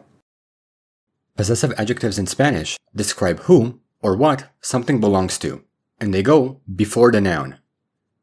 Such words must agree with the noun, and not the owner. They come before nouns, they're affected by number, and some are affected by gender. In English, the words are my, your, his, her, our, and their, but in Spanish, they have more forms. The singular forms are mi, tú, su, nuestro, nuestra, vuestro, vuestra, su. When plural, the forms receive esse, mis, tus, sus, nuestros, nuestras, vuestros, vuestras, sus. Nuestro and vuestro change gender, while the rest of the adjectives remain unaffected. As a dialectal note, vuestro is an adjective that is mainly used in Spain for y'alls, but in Latin America, su is typically used. Su is an interesting adjective because it uses the same form for his, her, your formal, and their. In a phrase like su libro, it could be his, her, or their book. To specify the person, we can use a preposition. De él, his. De ella, her. De ellos, their. El libro de ella, specifically her book. The rest of the adjectives can also be used in context. Mi casa, mis amigos, tu perro, nuestro coche, nuestras ideas, sus cuadernos. Now we can see stressed possessive adjectives that come after the noun, and generally they're more emphatic and formal. These words will always agree in gender and number with the noun that they describe. In English, the words can be identical: my, your, his, her, our, and their, but at the same time, they can mean of mine, of yours, of his, of hers, of ours, of theirs. In Spanish, some adjectives will change form, like mío, mía, tuyo, tuya, suyo, suya, but nuestro and vuestro keep the same form. However, it doesn't mean that they have the same use, because the words come after the noun with emphasis. We can reuse the previous sentences for simplicity. Una casa mía. Unos amigos míos. El perro tuyo. Un coche nuestro. Unas ideas nuestras. Los cuadernos suyos. As we can see, stressed adjectives often use articles, and it's done for emphasis. In English, the meaning could use possessive adjectives or of plus a possessive pronoun. Unlike short forms, stressed possessives agree in gender and number with the possessed item, and they clarify ownership to avoid ambiguity. Now, we can see possessive pronouns, which replace a noun. The English equivalent is mine, yours, his, hers, ours, theirs, without of. Still, they borrow the form of stressed adjectives, but in this case, the pronouns themselves will utilize definite articles. El mío, la mía, el tuyo, la tuya, el suyo, la suya, el nuestro, la nuestra, el vuestro, la vuestra, los míos, las mías, los tuyos, las tuyas, los suyos, las suyas, los nuestros, las nuestras, los vuestros, las vuestras. In context, possessive pronouns are total replacements of nouns, and the use of definite articles is needed after a verb or when contrasting items, so it's important not to confuse the concept with stressed possessives. A few examples are: Este libro es el mío. This book is mine. Las casas son tuyas. The houses are yours. Ese coche es suyo. That car is his, hers, or theirs. ¿Es tu libro? No, el mío está aquí. Is it your book? No, mine is here. No quiero esta silla. Quiero la tuya. I don't want this chair. I want yours. The distinction between the concepts is about the object, and not the owner, which creates the change of it's mine versus my. Mi libro, my book. Adjective. Es mío. It's mine. Pronoun. In the long run, Spanish possessives have 3 levels: basic, emphatic, and replacement. Each one can be understood when speaking the language, and by making sentences, you will be able to tell the difference on each level. So, this is how possessive adjectives and pronouns fully work in Spanish. Demonstrative adjectives in Spanish are words that point out specific things or people. In English, these are this, that, these, those. But in Spanish, they can change based on distance, gender, and number. In essence, Spanish has 3 levels of distance. Este, this near me. Ese, that near you. And aquel, that over there. Considering adjectives, these describe a noun and always match its gender and number. Este, esta, estos, estas. Ese, esa, esos, esas. Aquel, aquella, aquellos, aquellas. The key idea is that adjectives come before nouns and agree with them. Some examples are este libro, esa casa, aquellos chicos. All of these are adjectives, and they're not to be confused with pronouns. Demonstrative pronouns replace nouns entirely, and they have the same form as adjectives, with accents. Este, this one. Ese, that one. Aquel, that one over there.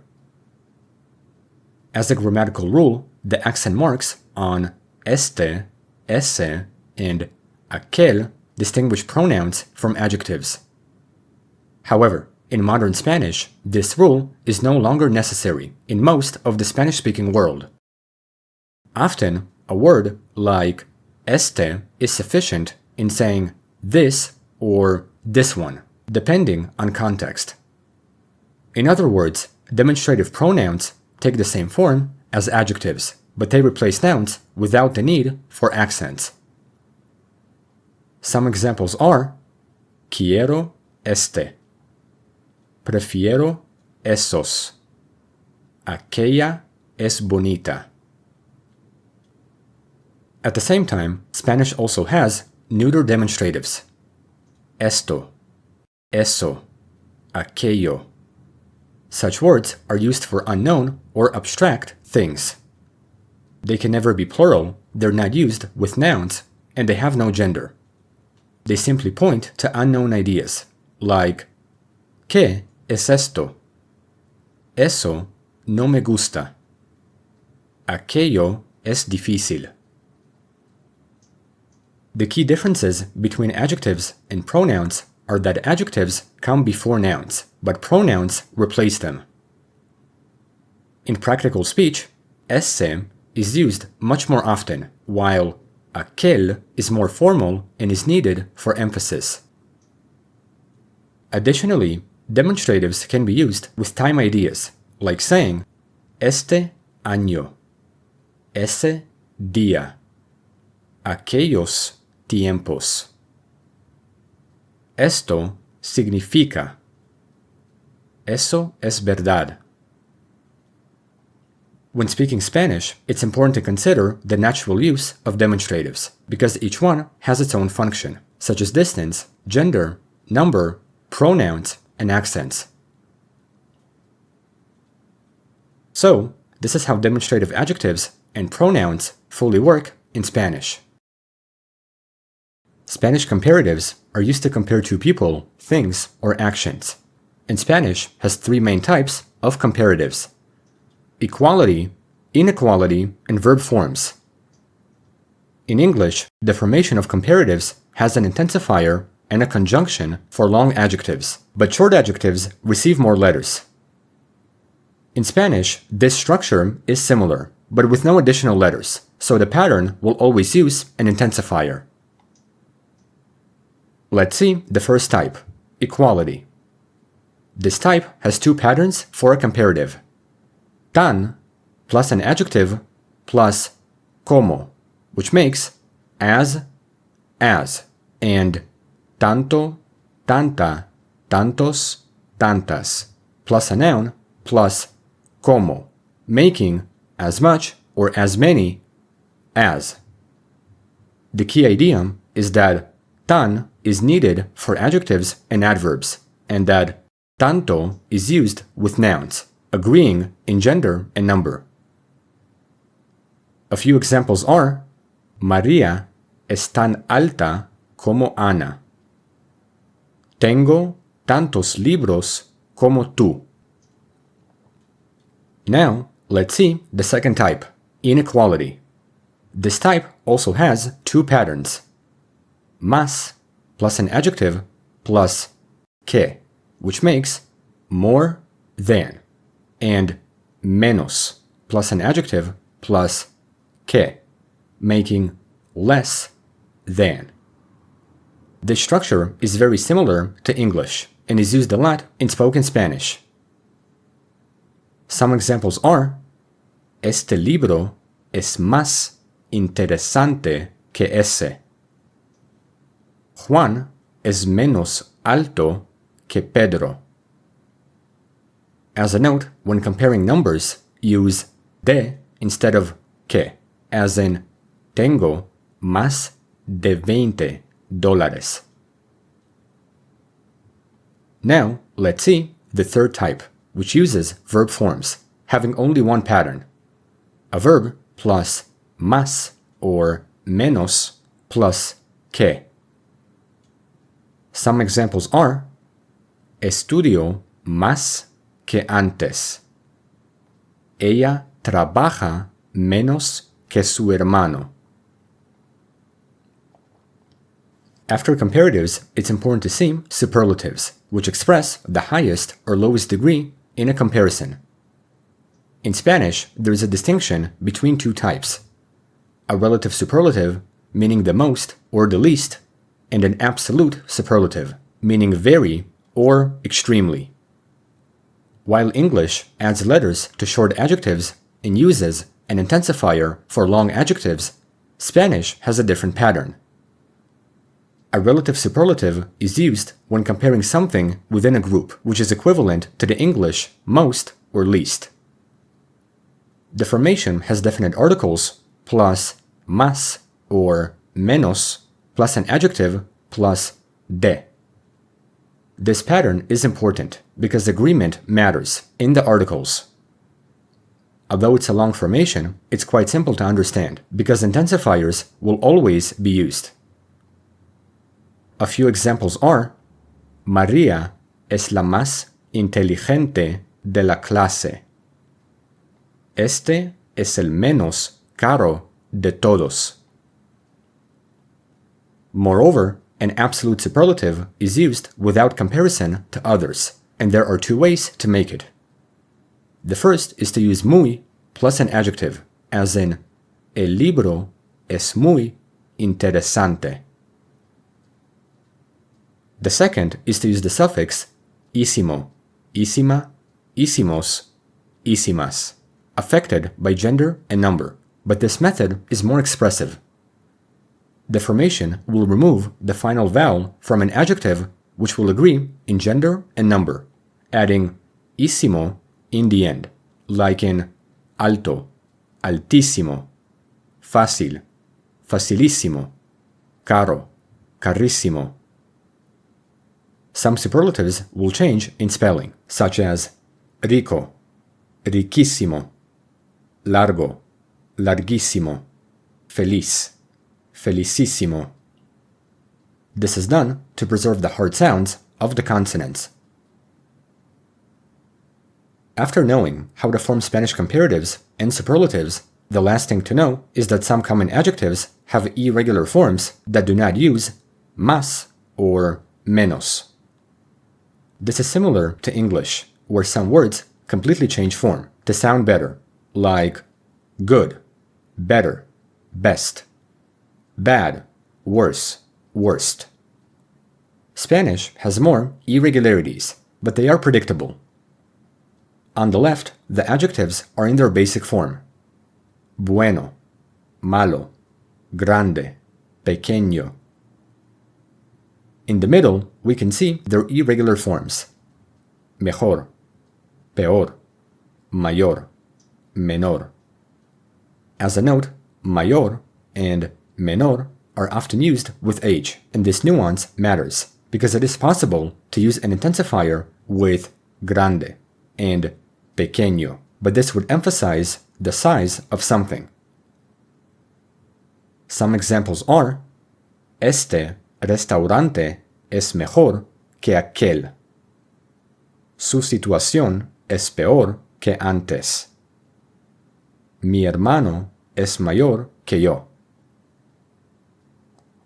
Aside from comparatives, such words are also irregular in the superlative form, which uses definite articles.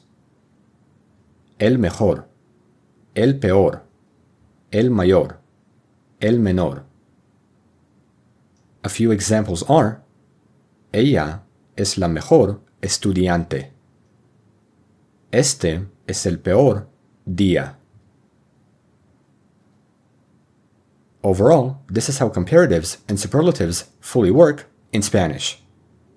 To have a more conceptual insight, we can remember them as having three layers: structure-driven, agreement-driven, and lexical exceptions. Mastering all three can make your Spanish sound natural in practice and speech. Object pronouns in Spanish replace nouns that function as the object of a verb. Instead of repeating a noun, we replace it with a pronoun. Direct object pronouns replace the direct object of a verb, that is, the person or thing that receives the action directly. They also answer the questions what or whom. And in English, we can have a simple phrase like I eat an apple. I eat it. The direct object is apple, and its pronoun is it. Such pronouns in English are me, you, him, her, it, us, and them. But in Spanish, their forms are different, affected by gender and number. Me, te, lo, la, nos, os, los, las. Os is the direct object pronoun for you, all, and it's commonly used in Spain. In Latin America, lo, la, los, and las are the more frequent pronouns. While some pronouns are understandable, others are affected by gender and number. Lo can mean singular masculine it or him. La can be singular feminine it or her. Los can be plural masculine them, as in people or things, and las can mean plural feminine them. So, this is what direct object pronouns look like in Spanish, so let's see how to use them. First, we need to understand their placement.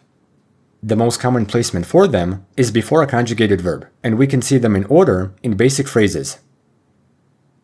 Me ves, te llamo, lo leo, nos escuchan, los veo. This method is the most common, but at the same time, such pronouns can be attached to infinitives and gerunds. If we want to attach a pronoun to an infinitive, we simply put it at the end. Quiero comer la manzana. Quiero comerla. Necesito leer el libro. Necesito leerlo. Both placements are correct, and the attachment sounds natural in spoken Spanish. Additionally, we can attach direct object pronouns to gerunds, which express ongoing actions. Spanish gerunds end in ando or yendo, similar to the English ing. Just like infinitives, we can attach pronouns as they are, which is most common in the progressive tense that uses the verb estar, to be. This construction behaves like a single verbal unit, but pronoun placement is flexible. We can see this formation in comparison to the basic form. Estoy leyendo el libro. Lo estoy leyendo. Estoy leyéndolo. Notably, an accent appears in the word, and there is a reason why. Spanish adds an accent when attaching pronouns to a gerund to keep the original stress of the gerund. Naturally, Spanish gerunds stress the second to last syllable, like in the words dando, comiendo, viviendo. No written accent is needed because they already follow normal stress rules. When we add pronouns, the word gets longer, and the stress would shift incorrectly if we didn't add an accent, like dándolo. However, we need to keep the original stress, so we add an accent. Dándolo. Dándolo. Whenever we attach pronouns to a gerund, we almost always need a written accent, because 1, the syllable count increases, and 2, stress rules would move the emphasis. That's why written accents are needed for gerunds, because we keep the stress on the same syllable as before. Now, let's see indirect object pronouns, which replace the person to whom or for whom something is done, thereby answering such questions. In English, an example is I give the book to John. I give him the book, or I give the book to him.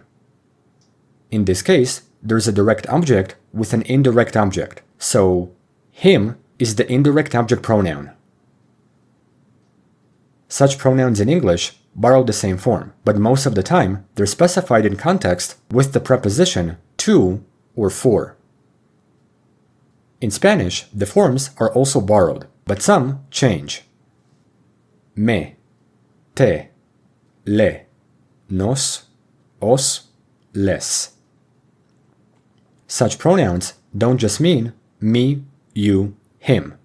They mean to me, to you, to him, basically indicating to whom. Even so, to him and to her have the same pronoun, le, and it can be ambiguous in context.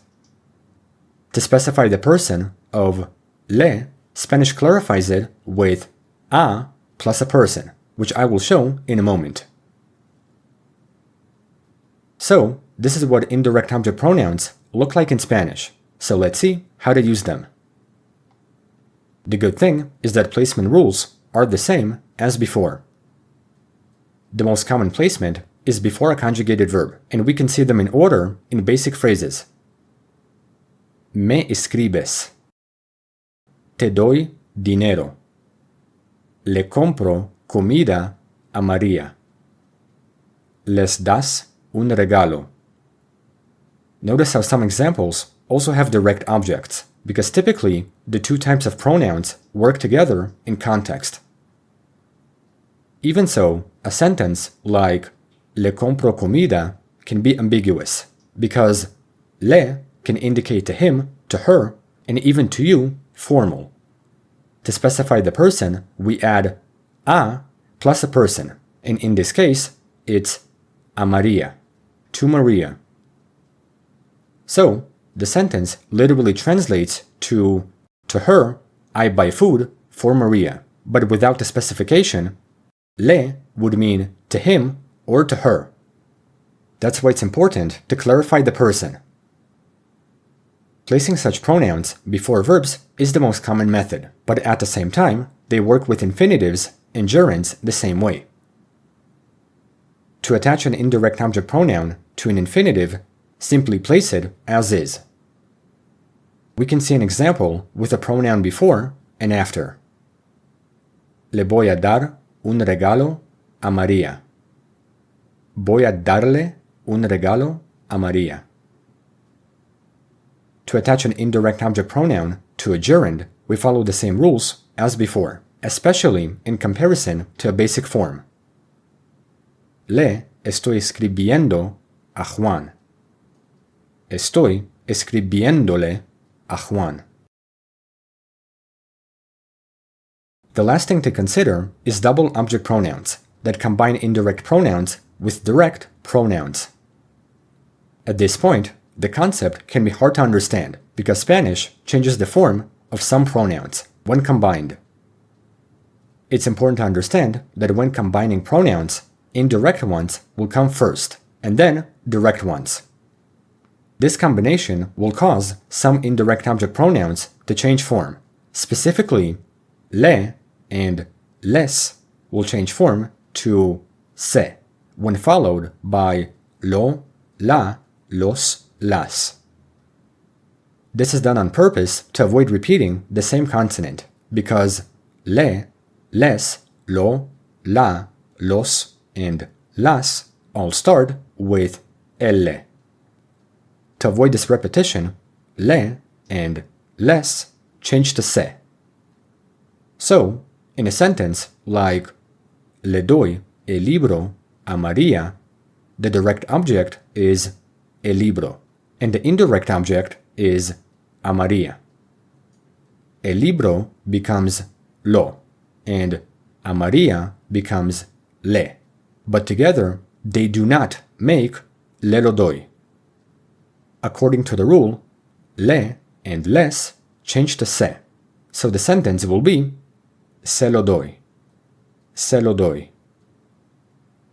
However, just like the ambiguity with le, se can refer to him, to her, or to them when unspecified in context.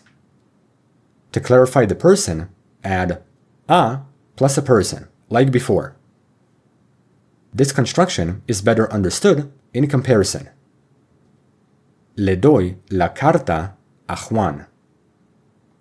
Se la doy a Juan.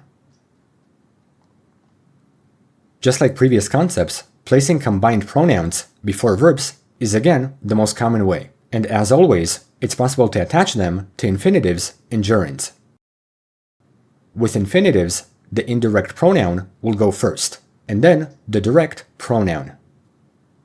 In this case, the infinitive also gets an accent, because it follows the same rule of keeping the stress on the original syllable. Attaching multiple pronouns to an infinitive makes it longer, so it's important to keep the stress on the same syllable by adding an accent. Le voy a dar un regalo a María. Voy a dárselo a María. This rule is also true for gerunds when they combine with multiple pronouns. The form stays the same as with previous concepts, but this is more compact. Le estoy dando un libro a Juan. Estoy dándoselo a Juan. In conclusion, this is how direct and indirect object pronouns fully work in Spanish, and they can feel hard because they're compact and flexible, but once you understand what's being replaced, the system will become predictable and simple. Spanish prepositional pronouns are words that come after prepositions. Instead of saying a person's name, like para María, we can replace the person with a pronoun. Para ella. for her. In Spanish, these pronouns are very simple to remember because they borrow the same form as subject pronouns, except for yo and tú. Mi, ti, él, ella, usted, nosotros, nosotras, vosotros, vosotras, ellos, ellas, ustedes. Yo changes form to me with an accent, and it's important to have it to distinguish it from the possessive adjective mi, my. To understand how to use prepositional pronouns, we have to see their pattern, which works with a preposition and a pronoun, like para mí, de ti, con ella, sin nosotros. As a special case, the preposition con, with, has a fused form, where mi and ti combine into one word. Conmigo, with me. Contigo, with you.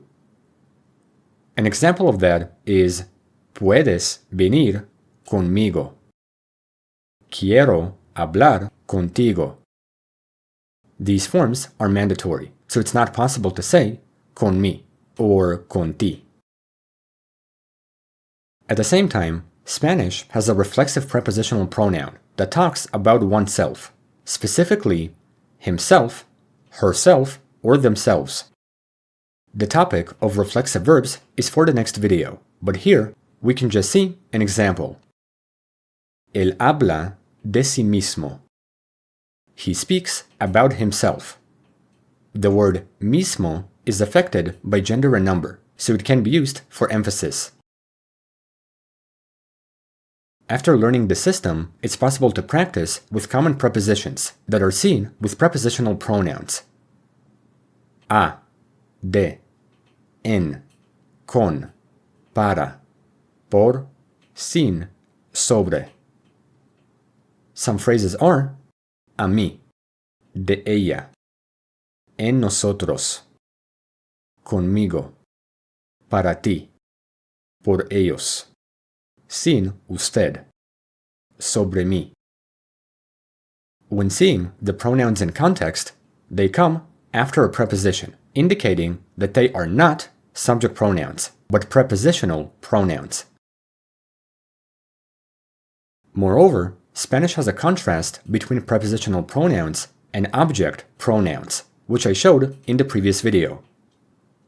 The rule says that if we use a preposition, we need a prepositional pronoun, but if there is no preposition, the pronoun is a direct or indirect object.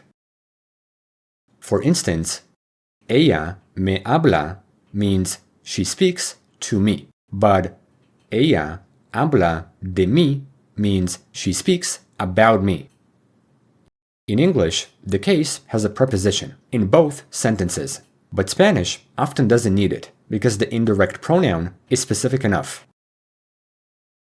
The reason I mention this is that Spanish can specify the person with the construction a plus a person, which I also showed in the previous video. Here, this idea is understandable because the person doesn't have to be someone's name. It can also be a pronoun, specifically a prepositional pronoun. Spanish can add this construction to clarify the person for emphasis. In a sentence like le doy la carta a Juan, the pronoun is le, and its person is Juan. But because le is ambiguous, it's better to indicate the person in context. However, it doesn't have to be a name.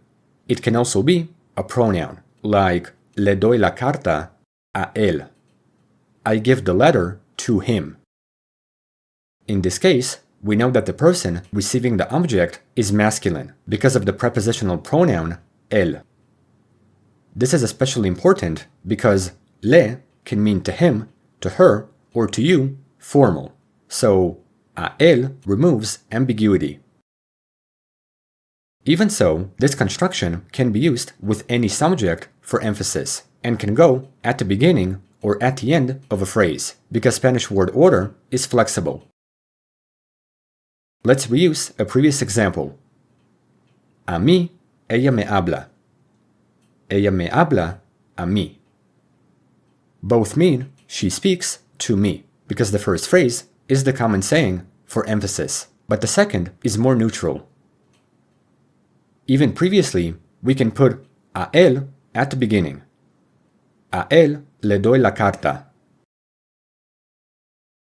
The core idea is that the two systems work together, where an indirect pronoun indicates the person receiving something, and the prepositional pronoun specifies the person. A mí is a prepositional pronoun that adds emphasis, and me is an indirect object pronoun that is required by the verb. In simple words, the pronoun me does the grammar work, but the phrase a mí adds clarification and emphasis, especially with names, so specifying the person is very common and often preferred. In conclusion, Spanish does not replace the indirect object with a plus a person. It simply repeats it by specifying the person with a prepositional pronoun or a person's name. Even though it's a small concept, it is essential because many Spanish verbs require prepositions appearing in everyday expressions, so they help you sound more natural and less repetitive. Importantly, many of you have heard of the Spanish verb gustar, and the language has a lot of verbs that function in the same way.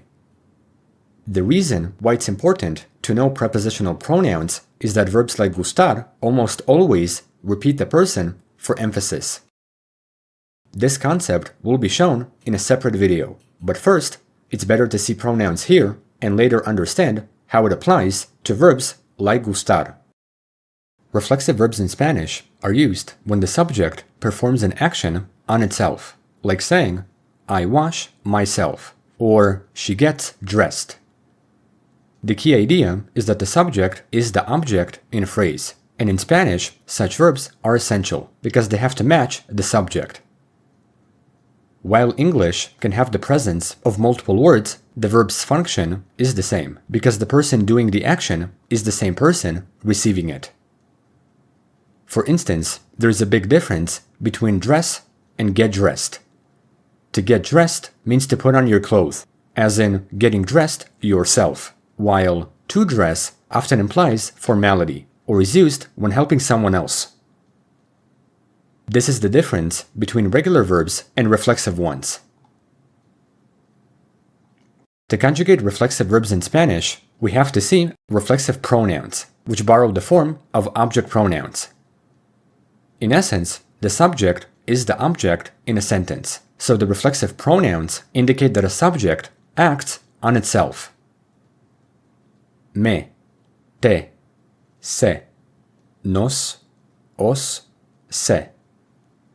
The pronoun se is used for él, ella, usted, and ellos, so verb conjugations distinguish the subject. In general, reflexive verbs appear in the infinitive with se at the end, like lavarse, to wash oneself, levantarse, to get up, vestirse, to get dressed. You can even see the regular versions of the verbs, but to conjugate them, remove se, conjugate the verb normally, and add the reflexive pronouns before the verb, like in levantarse. Yo me levanto. Tú te levantas. Él se levanta. Nosotros nos levantamos. Because the reflexive pronouns specify the subject, we don't need to say the subject pronouns. Moreover, placing reflexive pronouns before a conjugated verb is the most common way, but it's also possible to attach them to infinitives and gerunds. Even though this placement is rare, it's still possible because their syntactical function works in the same way as object pronouns. When attaching them to infinitives, the pronoun goes to the end. Voy a ducharme. Quiero levantarme. When attaching them to gerunds, the pronoun also goes to the end, but an accent is needed on the gerund to keep the stress on the original syllable in the word. Está vistiéndose. Estoy duchándome. When speaking daily Spanish, it's a lot more common to put the pronouns before the verbs. When a pronoun goes to the end, the structure follows estar plus a gerund plus the reflexive pronoun. But typically, you'll find pronouns before the verb, like me estoy duchando, me estoy bañando, se están preparando. Furthermore, not all reflexives are literal, because many of them are used for daily routines, like levantarse, to get up, acostarse, to go to bed, ducharse, to take a shower. An example is me levanto a las 7. Even so, some reflexives can have an emotional effect, like enojarse, to get angry, alegrarse, to become happy, preocuparse, to worry. An example is se preocupa mucho. At the same time, some verbs do not translate literally because they change meaning when they become reflexive, like ir, to go, irse, to leave or go out, comer, to eat, comerse, to eat up completely. An example is me voy temprano, I leave or go out early. Aside from these reflexives, Spanish also has reciprocal actions. When people do something to each other, we have to use reflexive pronouns, and usually the subjects are plural. Some examples are nos hablamos, we speak to each other. Se abrazan, they hug each other. Nos vemos, we see each other. To clarify the subjects even more, we can add el uno al otro, or entre sí, like in se ayudan el uno al otro. They help each other, or one another. The last thing to note is that when using some reflexives with body parts, pronouns will be used with definite articles. In English, this concept uses possessive adjectives, like I brush my teeth. She washes her hands. I comb my hair. However, Spanish uses reflexive verbs with articles because the pronouns already tell us who the body belongs to. In a phrase like me cepillo los dientes, me already indicates myself, so saying mis dientes is redundant. This difference is important because Spanish emphasizes the person receiving the action with a pronoun and the body part with an article, if the action requires a body part. In other words, Spanish separates the idea of ownership from an object, whereas English puts them together. In conclusion, when looking at reflexive and non-reflexive verbs, we can see the change in meaning, and this is what makes the concept very important in the language. The key ideas are to identify who is affected by the action, memorize verbs with se, practice with daily routines, and pay attention to meaning changes. Overall, this is how reflexive verbs fully work in Spanish.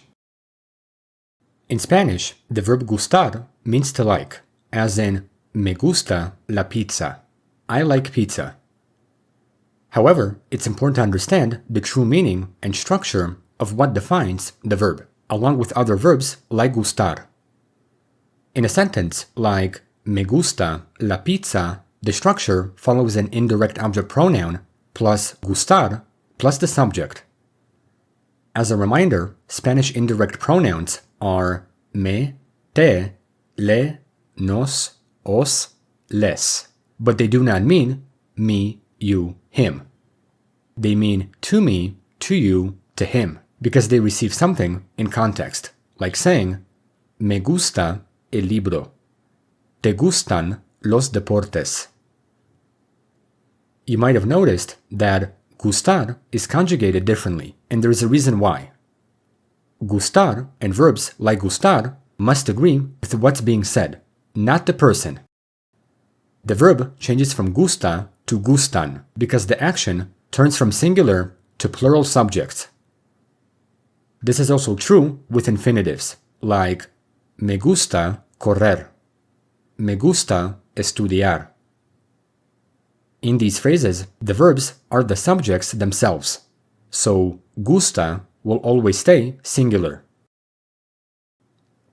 In essence, the function of indirect object pronouns always points to a direction. So saying me gusta la pizza, I like pizza, is not a literal saying.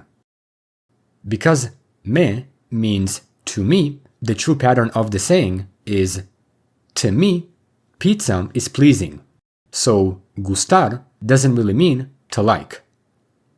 Although it's a saying, it's given a logical interpretation to what is typically said in English. But the true saying is, to me, pizza is pleasing, indicating a direction towards pleasing something. This is also true about te gustan los deportes. Sports are pleasing to you. The conjugation of gustar can only work in this way. Gusta is pleasing. Gustan are pleasing.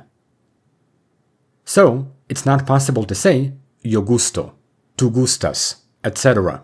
because in Spanish, an indirect object with gustar makes a person, and the subject is the thing. This can be a hard concept to comprehend, but with more practice, you will eventually understand the use of the verb in written and spoken Spanish. Considering how it works, it's also important to point out clarification with a plus a person. This is a topic that I explained with prepositional pronouns in Spanish, which I recommend watching, because here it will make the most sense. Spanish often adds emphasis to specify the subject and avoid ambiguity, like saying, le gusta el fútbol. Le is an object pronoun that can mean to him or to her, so to specify, we can say, a él le gusta el fútbol, or le gusta el fútbol a él. This way, we know that the object pronoun is a masculine person. A él is a prepositional pronoun that specifies the person, and le is an object pronoun. As I said in the pronoun video, a plus a person can be used with any subject for emphasis, and can go at the beginning or at the end of a phrase, like a mí me gusta el café. Me gusta el café a mí. In this case, a mí emphasizes that the object pronoun refers to me, but because me is specific enough by itself, it will often not be needed. In most situations, a subject is specified with le, because this pronoun is too ambiguous. So, this is how the verb gustar fully works in Spanish. And now, we can finally see other verbs that function in the same way. The structure follows an indirect object plus a verb plus a subject, so this idea applies to all verbs like gustar. One common verb is encantar. Its literal meaning is to enchant, but typically it's given a normal definition, like to love or to really like. Me encanta la música. Nos encantan las películas. A ella le encanta bailar. Throughout these sentences, you will see how each verb is used logically and literally in English. Another verb is interesar, to interest. Me interesa la psicología. Te interesan los idiomas. A ellos les interesa viajar. Another verb is aburrir, to bore. Me aburre la clase. Nos aburren los libros largos. Another verb is fascinar, to fascinate. Me fascina la historia antigua. Les fascinan los animales. Another verb is doler, to hurt. Doler is very common in daily conversation and is also stem changing. Me duele la cabeza. Me duelen los pies. A él le duele el brazo. You can even see how body parts are used with articles, because the pronouns already specify who the body part belongs to. Another verb is faltar, to be missing or to lack. Me falta dinero. Nos faltan dos estudiantes. Another verb is quedar, to fit or to look good. Me queda bien la camisa. Te quedan grandes los zapatos. In conclusion, Spanish has many verbs like gustar, but learning all of them is too much. Instead, it's better to know the most common ones, along with the fact that these verbs do not work like regular verbs. The key ideas are that the pattern never changes and that only the verb changes meaning. So that's how verbs like gustar fully work in Spanish. In Spanish, the word se is a multifunctional pronoun that shows up in many different ways. To understand how it works, we need to see the function that it has in every possible construction. Often, a literal English translation will not be enough, so in this lesson, I will explain how se is used in every way in Spanish. Considering the linguistics of the word, some concepts could be hard to get, so we're going to go from the most common principle to the least frequent. The first way is reflexive, where the subject acts on itself, consisting of a subject and a reflexive verb. Here, the subject performs and receives an action, like ella se lava. She washes herself. The key idea is that the action reflects back onto the subject, and in English, we can use words like myself, yourself, etc. to emphasize the action. This concept was thoroughly shown in my reflexive verb video. The second way is a reciprocal reflexive, where people do something to each other. In this case, the pattern can only follow plural subjects, because they perform actions to each other or one another. An example is ellos se ayudan. They help each other. English uses each other, but Spanish uses se for the pronoun ellos. The third way is a replacement for the pronouns le, les. These pronouns are indirect objects, and when they're used with direct object pronouns like lo, la, los, las, Spanish changes le and les to se. This is done to avoid repeating the same consonant sound. So an example is le doy el libro a Juan. I give the book to Juan. Se lo doy a él. I give it to him. Here, it's not possible to say le lo doy, because Spanish doesn't repeat the same sound. Importantly, se doesn't mean anything by itself, so it's used contextually by replacing a pronoun. For more information on this concept, you can check out the video about direct and indirect object pronouns in Spanish.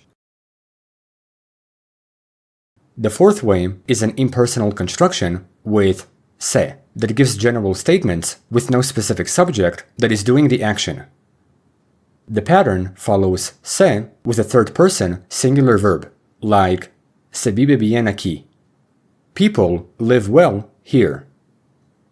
Se dice que, it is said that. The English equivalent can use words like people, you, one, etc.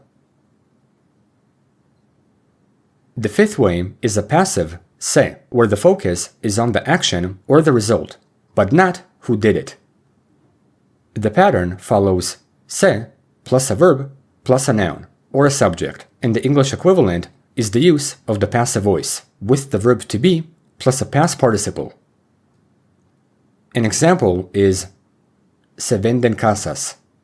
Houses are sold. Se habla español aquí. Spanish is spoken here. In one way, the passive se is a subcategory of the impersonal se, and it's very common to find in Spanish.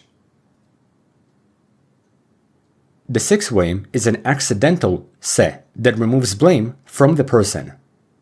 This construction can be difficult to understand, but it is important because it shows actions as unintentional, especially in the past tense. Se me cayó el vaso. I dropped the glass, accidentally. The pattern follows se plus an indirect object plus a verb. Although Spanish past tenses are for future videos, the accidental se is needed in this case. The seventh way is a pronominal se that is added to verbs to express completion, change of state, or emotional involvement. Sometimes the pronominal se is added to verbs and changes their meaning, like ir, to go, irse, to leave, dormir, to sleep, dormirse, to fall asleep. This concept was also explained in my reflexive verb video, and what makes it special is the fact that verbs can exist without se. This detail matters because some Spanish verbs cannot exist without se. So, the eighth way is a lexical se that is used within inherently pronominal verbs. What this means is that some verbs require se as part of their form, so the verbs cannot exist without se, like quejarse, to complain, arrepentirse, to regret, atreverse, to dare, jactarse, to boast. In this case, there is no English equivalent, because the verbs always have se, so we memorize them as is. The ninth way is an emphatic or a spectual se that gives a subtle change in meaning. This construction is more advanced, but still important, because it adds intensity, completion, or personal involvement. It's also known as the telic se, or dative of interest. In other words, it's a grammatical construction where an expression indicates that a person or thing is impacted heavily, like a verb that expresses completion.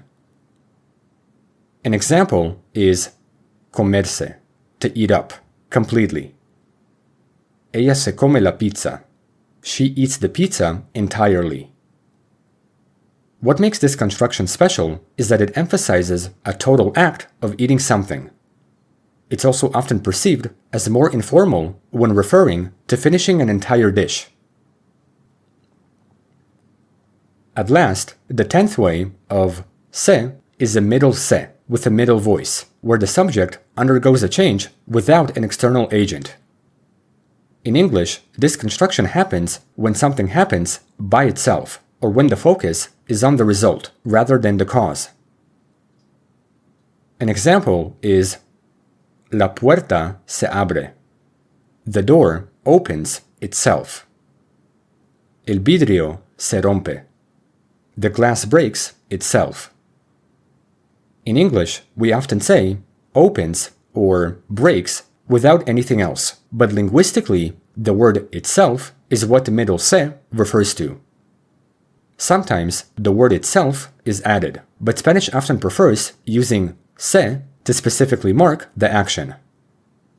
In any case, this se is used when the subject is not an agent. Even so, it differs from the passive se because there is no agent that is implied, which makes it easy to recognize, like in the sentences se venden casas. Houses are sold. Las casas se derrumban. The houses collapse themselves. In conclusion, this is how se fully works in Spanish. By looking at this chart, you can see every construction and understand when to use it in which context, because the word is very common in written and spoken Spanish.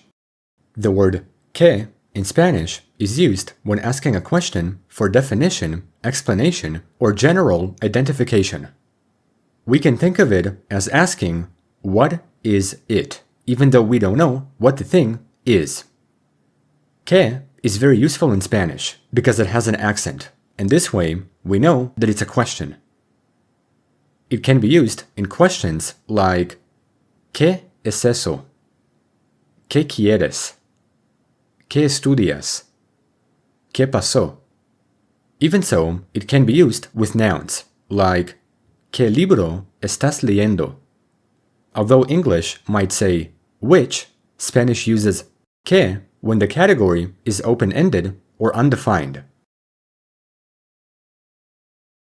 At the same time, Spanish has the word cuál or cuáles, which means which ones, as in a selection from options. Cuál also has an accent, and we use it when choosing from a known or limited set of options, like saying, ¿Cuál prefieres?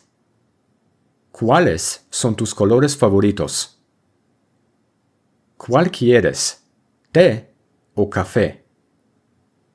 Still, the tricky rule here is that Spanish usually prefers ¿Cuál es?, not ¿Qué es?, when asking for identification within a set. This explains why a question like ¿Cuál es tu nombre? What is your name? Has ¿Cuál? This is done on purpose because the answer comes from a set of possible names, even if it feels open in English.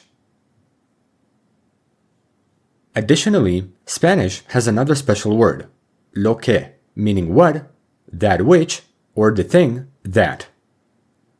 This word can be difficult to understand because it's a relative expression, not a question word.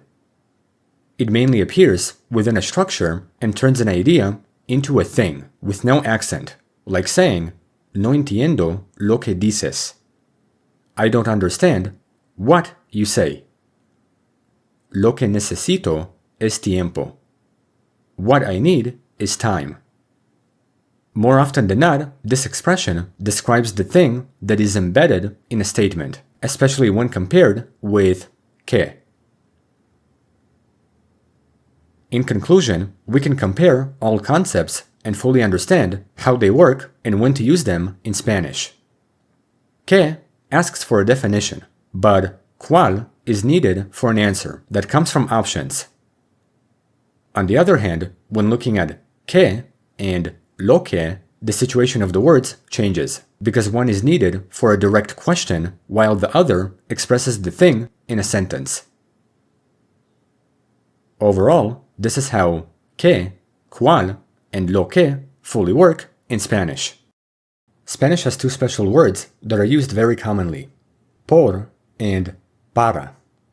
Often, the use of the words can be confusing because they're translated as by and for.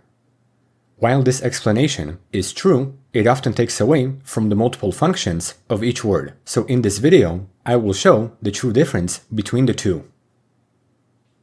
Por is a preposition that's used for cause, origin, movement, and exchange, so we think of it as why something happens or how it happens. In other words, por is needed for cause, means, and process, and its most common uses are cause, duration, movement, means, and exchange, like in the following sentences. Lo hago por ti. Estudio por 3 horas. Caminamos por el parque. Hablamos por teléfono. Compro el libro por $20. At the same time, por can be used in the passive voice as an agent and also with general time, like El libro está escrito por Juan. Llegamos por la tarde. Now, we can see para, which is used with a purpose, goal, destination, and recipient. We can think of it as what something is intended for or where it's going.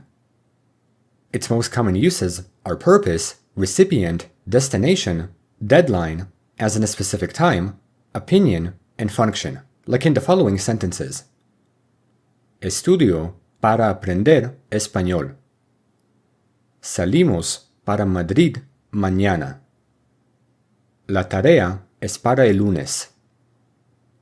Para mí es difícil. Esta silla es para niños. Out of all of these uses, the most important one to know is purpose, which in English makes in order to. Often, the construction is not said in context, so we simply say, I study to learn Spanish. However, the phrase in Spanish requires para because it gives a grammatical purpose, as in, I study with the purpose of learning Spanish, or I study in order to learn Spanish. This use is very common in Spanish, and that's how the word works in the language. At the end of the day, we can look at a shortcut for each word. Por is related to cause, process, exchange, and movement, and para is needed for purpose, recipient, and objective. Even so, we can compare them with the same idea in context. Trabajo para mi familia. I work for my family. They benefit. Trabajo por mi familia. I work because of my family. They motivate me. Este regalo es para Ana. It's intended for Anna. Compro esto por Ana. I buy this because of Anna. Maybe she asked me. Salgo para Nueva York. I'm heading to New York. Viajo por Nueva York. I travel around or through New York. Overall, this is how por and para fully work in Spanish. There are two verbs for the verb to know in Spanish: saber and conocer. Saber means to know factual information and how to do something, while conocer means to know a person, place, or thing, essentially being familiar with an idea. The core difference between the two matters, because using the verbs in everyday speech will make your Spanish sound natural and precise. Before using them in context, we need to know their conjugations, at least in the present tense, starting with saber, to know factual information. In the present, saber is irregular only in the yo pronoun, which is often said to specify the word in context. Yo sé. Sabes, sabe, sabemos, sabéis, saben. Now that we know the conjugations, we can see some examples, like yo sé la respuesta. Sabemos que es importante. Yo sé nadar. In this case, saber is about knowing how or knowing that, which explains why it works with infinitives, because the words show skills. In English, the word how is added, but in Spanish, it's not needed, because saber already creates the structure of know how or know that. At the same time, it can be used with facts, using saber plus que, like in sabemos que es importante. We know that it's important.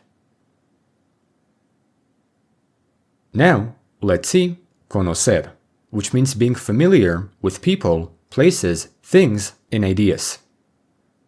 In the present, conocer is irregular only in the yo pronoun, while the rest follow regular conjugations. Conozco, conoces, conoce, conocemos, conocéis, conocen. After knowing the conjugations, we can see some examples, like conozco a María. Conocemos ese restaurante. ¿Conoces este libro? As a grammatical note, Spanish uses the personal a with conocer when a direct object is a specific person, a group of people, or pet. This indicates direct interaction or familiarity with that person, rather than a place or thing. It is a grammatical rule that shows respect for the person being known. Essentially, conocer means to know by being familiar with a person, place, thing, or idea, like saying, conozco a tu hermano. Conozco la ciudad. Moreover, we can look at the difference between the two, as in knowing a person or knowing about someone. For instance, when comparing their use, we can see the distinction. Conozco a Juan means I'm familiar with Juan, as in I know him personally. But yo sé quién es Juan means I know who he is, but not on a familiar level. This distinction is important because conocer can have different elements of familiarity, like experience. Conozco bien la ciudad. I know the city well because I've experienced it or because I've been there. Even so, the two verbs can sometimes be used with the same thing, but different meanings, like conozco el libro. I'm familiar with it because I've read it. Yo sé del libro. I know about it, but maybe I haven't read it. Considering their function, there's one important aspect of the idea of knowing. Linguistically, to know can indicate familiarity, but it can also mean finding something out or meeting. When finding something out, we get to know something new, which is how the verbs work in the preterite past tense in Spanish. Because Spanish tenses can change meaning, saber and conocer make a big difference in time aspects in the past. This concept is more advanced, which I will explain in the next videos, but for this video, I will simply show their meanings in the past, without focusing on their conjugation, because that requires a different video. In the preterite, saber means found out, and conocer means met for the first time, like supe la verdad. I found out the truth. Conocí a María. I met Maria. This difference is crucial, but as I said, the concept will be explained more in the next videos. Overall, this is how the verb to know fully works in Spanish. Think of it in terms of knowledge as a fact versus knowledge as a relationship. Saber means to know something that has entered your mind, while conocer means to be familiar with the knowledge you have. Still, the aspect of knowing can change in past tenses, and because it's an advanced concept, I will explain it thoroughly in the next videos. The preterite tense in Spanish is a past tense that talks about complete past actions. These are actions that happened at a specific time, have a specific beginning and end, and are viewed as finished, mainly as events with time markers. This tense is equivalent to the English simple past, but in Spanish, there are many irregular verbs. In this lesson, we'll follow a step-by-step pattern to understand the tense from start to finish. First, we'll see regular conjugations with sentences, and later, we'll focus on irregular verbs and what makes them the way that they are. Spanish verbs have three infinitive endings: ar, ir. Each one has its own pattern in the preterite, and the way to form preterite verbs is by taking the infinitive, dropping the ending, and adding the preterite endings, per the type of verb. Let's take the verb hablar, to speak, which ends in ar. To conjugate it, take the infinitive, drop the ending, and add the preterite endings. Hablé, hablaste, habló, hablamos, hablasteis, hablaron. Notice how some words have accents, and they're needed to indicate that the action is in the past. Also, the ending amos is the same as in the present, so time markers will indicate that an action is in the past. Now, let's see verbs that end in er and ir, like comer, to eat, and vivir, to live. For such verbs, the endings are borrowed, so they will be the same. To conjugate such regular verbs, take the infinitive, drop the ending, and add the preterite endings. Comí, comiste, comió, comimos, comisteis, comieron. viví, viviste, vivió, vivimos, vivisteis, vivieron. Such endings also have accents for a reason, and the ending imos is the same as in the present, so time markers will indicate that an action is in the past.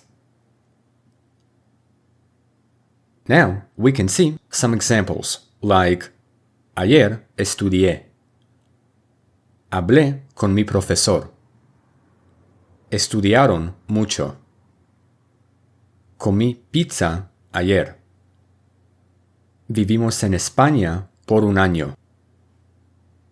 As we can see, certain time markers tell us that the actions started and finished in the preterite past. However, it's necessary to consider irregular verbs, and before learning how to conjugate them, it's important to understand what makes a verb irregular in this tense. Before memorizing many verbs, we need to have a recognition pattern, which we can understand if a verb deviates from the expected pattern that we just saw. A deviation can happen in stem changes, different endings, removed accents, spelling changes that preserve a sound, and the addition of certain letters. The big picture here is that when you see a verb in the Spanish preterite, look for stems, endings, and accents, because if a deviation happens, a verb will be irregular. To help you recognize every irregular verb, I will categorize them based on groups, so it's easier to follow. Let's begin with the stem change, tuve and estuve. In the preterite, this pattern happens in the verb tener, to have. Tuve, tuviste, tuvo, tuvimos, tuvisteis, tuvieron. Another verb is estar, to be, which signifies a defined period, implying that a state or location has ended. Estuve, estuviste, estuvo, estuvimos, estuvisteis, estuvieron.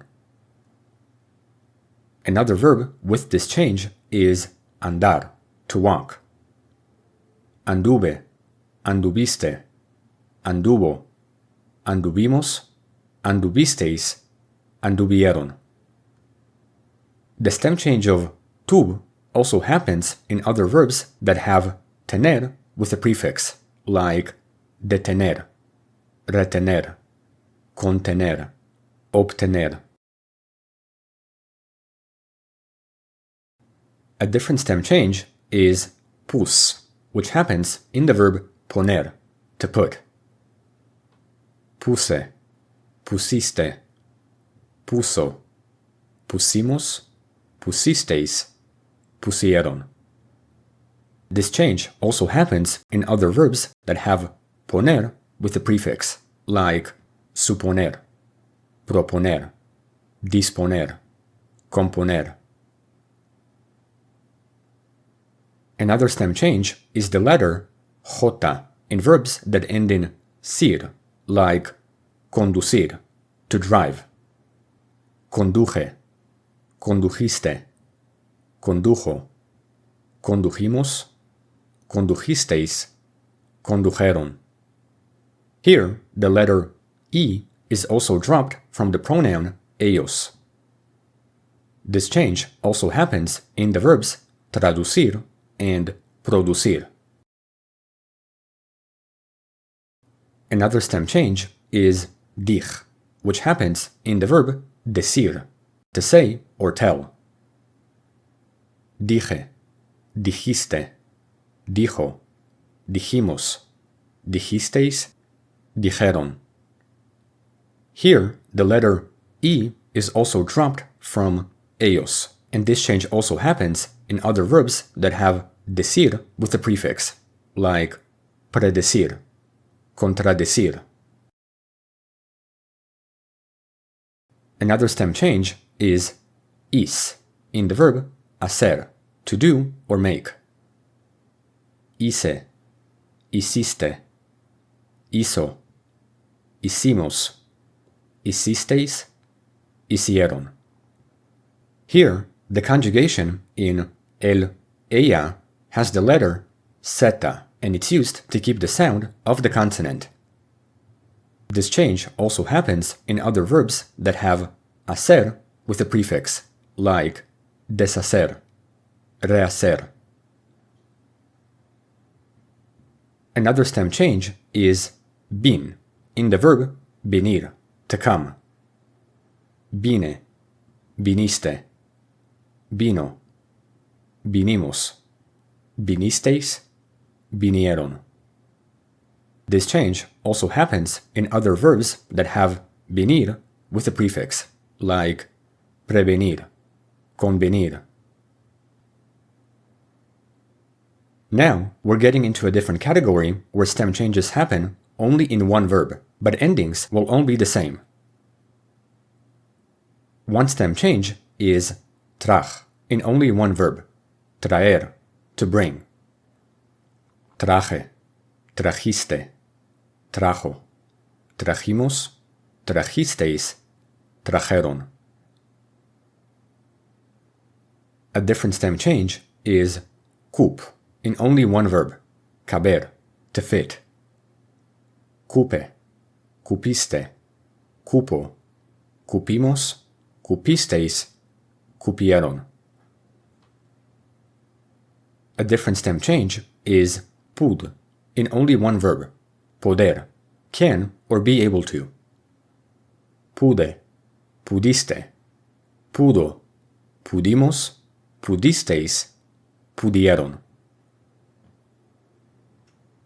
A different stem change is sup, in only one verb, saber, to know. Supe, supiste, supo, supimos, supisteis, supieron.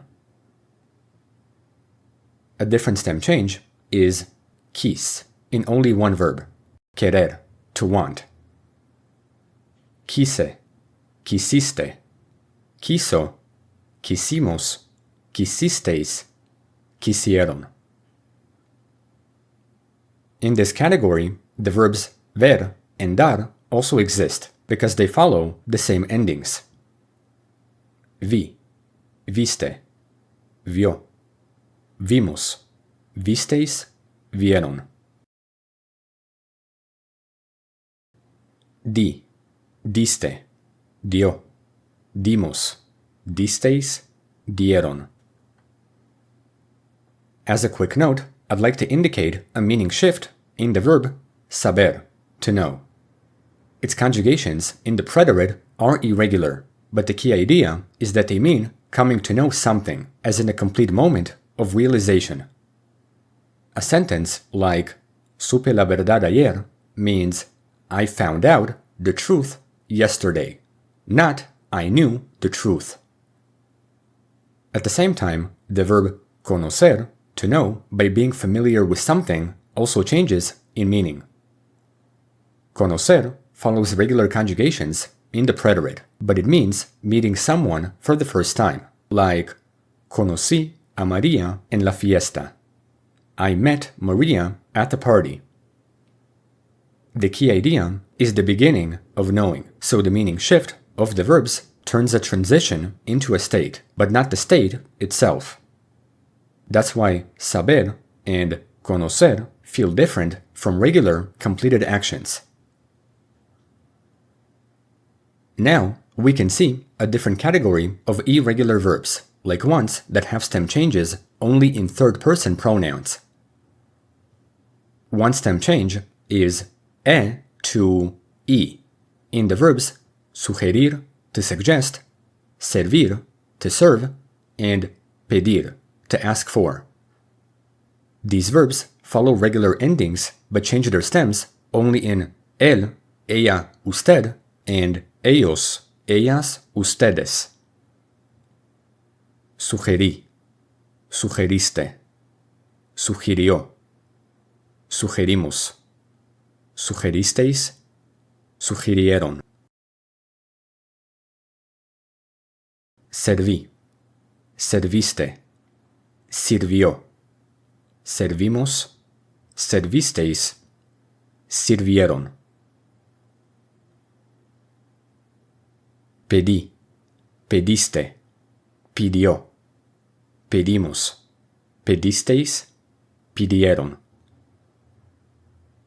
Another stem change in third-person pronouns is o to u, which happens in the verbs dormir, to sleep, and morir, to die.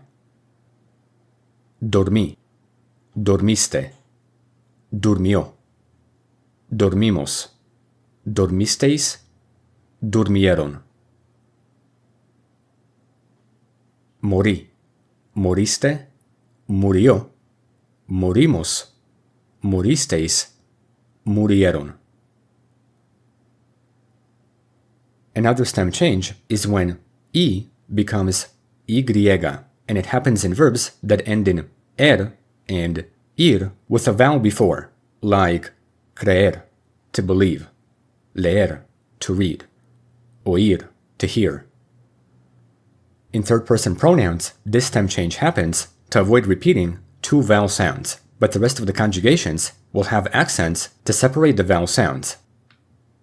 Creí, creíste, creyó, creímos, creísteis, creyeron. Leí, leíste, leyó, leímos, leísteis, leyeron. Oí, oíste, oyó, oímos, oísteis, oyeron. Finally, we can see the last category of irregular verbs, and these are adverbs that are irregular only in the yo pronoun. Such verbs end in car, gar, sar. While the rest of the conjugations have regular endings, the conjugation in yo will change the spelling to keep the sound of the consonant. One verb is practicar, to practice, that ends in car, which is irregular only in yo, changing s to k. Practiqué. A different verb is jugar, to play, that ends in gar, which is irregular only in yo, receiving u to maintain the hard sound. Jugué. A different verb is organizar, to organize, that ends in sar, which is irregular only in yo, changing seta to se. Organicé. The last verbs to know in this lesson are ser, to be, and ir, to go, and these verbs are special because they share the same preterite form. Fui, fuiste, fue, fuimos, fuisteis, fueron. Because they have the same form, it's important to distinguish them in context. Ir signifies movement from one place to another, such as saying, fui al supermercado. Fuimos a España el año pasado. ¿Fuiste a la fiesta? Here, we can identify destinations, places, and movement. On the other hand, ser is about identity, description, and events, like saying, La fiesta fue increíble. Fue un día difícil. Ellos fueron mis amigos. Here, we can see nouns, descriptions, and events, so the key distinction is about going somewhere and what something was. In many cases, it's very easy to tell them apart, because the context gives a clear interpretation. So, this is how the preterite past tense fully works in Spanish. In this lesson, we built patterns and then recognized the category of irregularities. By using this strategy, the preterite past tense will feel predictable, and although I chose not to show examples, this lesson was about understanding regular and irregular conjugations. Overall, that's how the tense fully works in Spanish, and in the next video, we'll see the Spanish imperfect past tense. The imperfect tense in Spanish is a past tense that describes ongoing or repeated past actions descriptions, time, age, weather, and mental states. By asking what was happening or what used to be, we're saying an action in the imperfect past. Unlike the Spanish preterite, which has many irregular verbs, the imperfect is far simpler due to regular conjugations and only a few irregularities. Spanish verbs have 3 infinitive endings: ar, ir, and each one has its own pattern in the imperfect.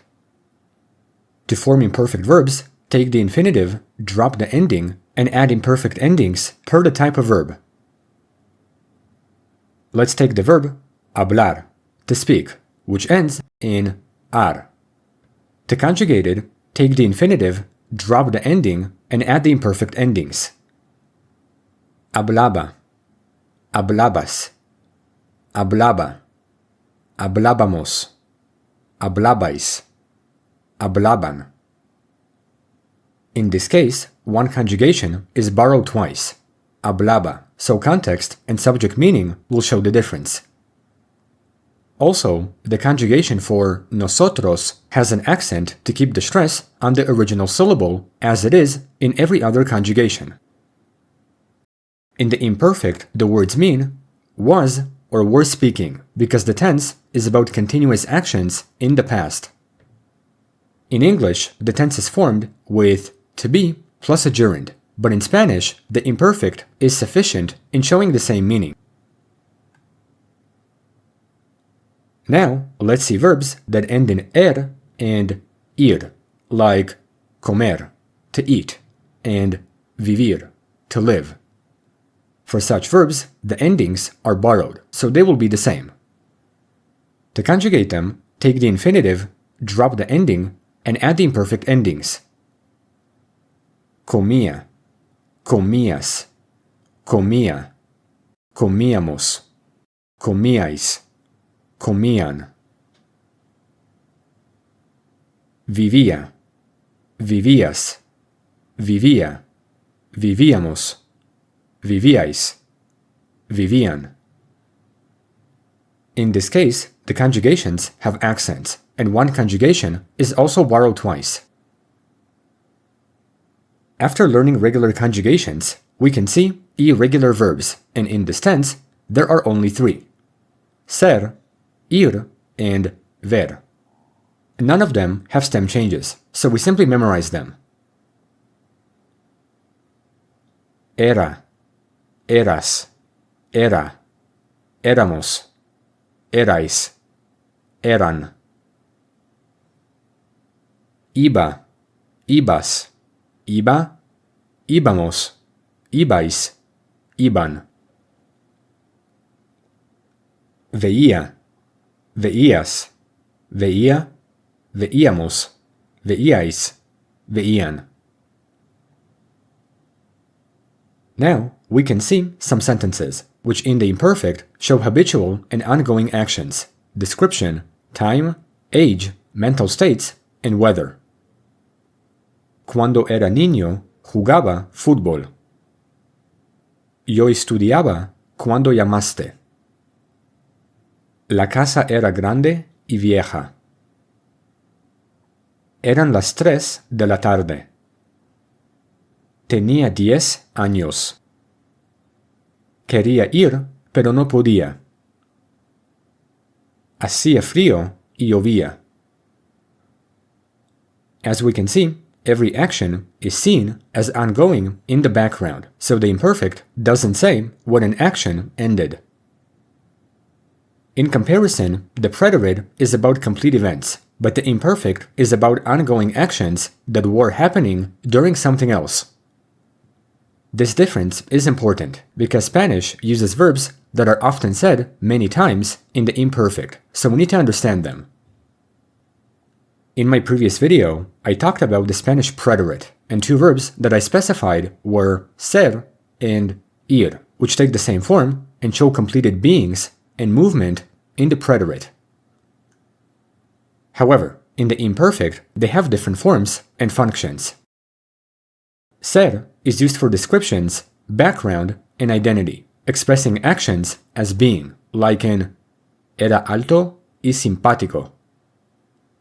On the other hand, ir is used for repeated and continuous movement, meaning used to go, or was or were going in the past, like in íbamos a la playa en verano.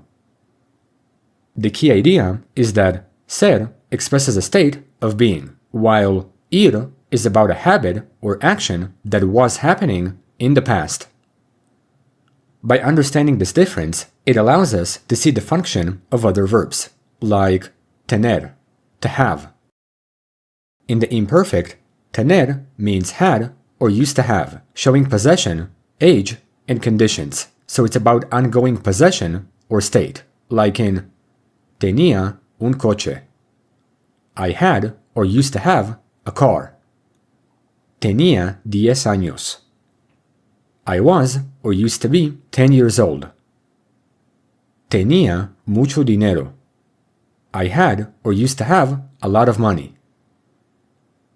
In comparison, tener in the preterite works differently because the verb's function means got or received, showing a momentary event, like in tuve un problema.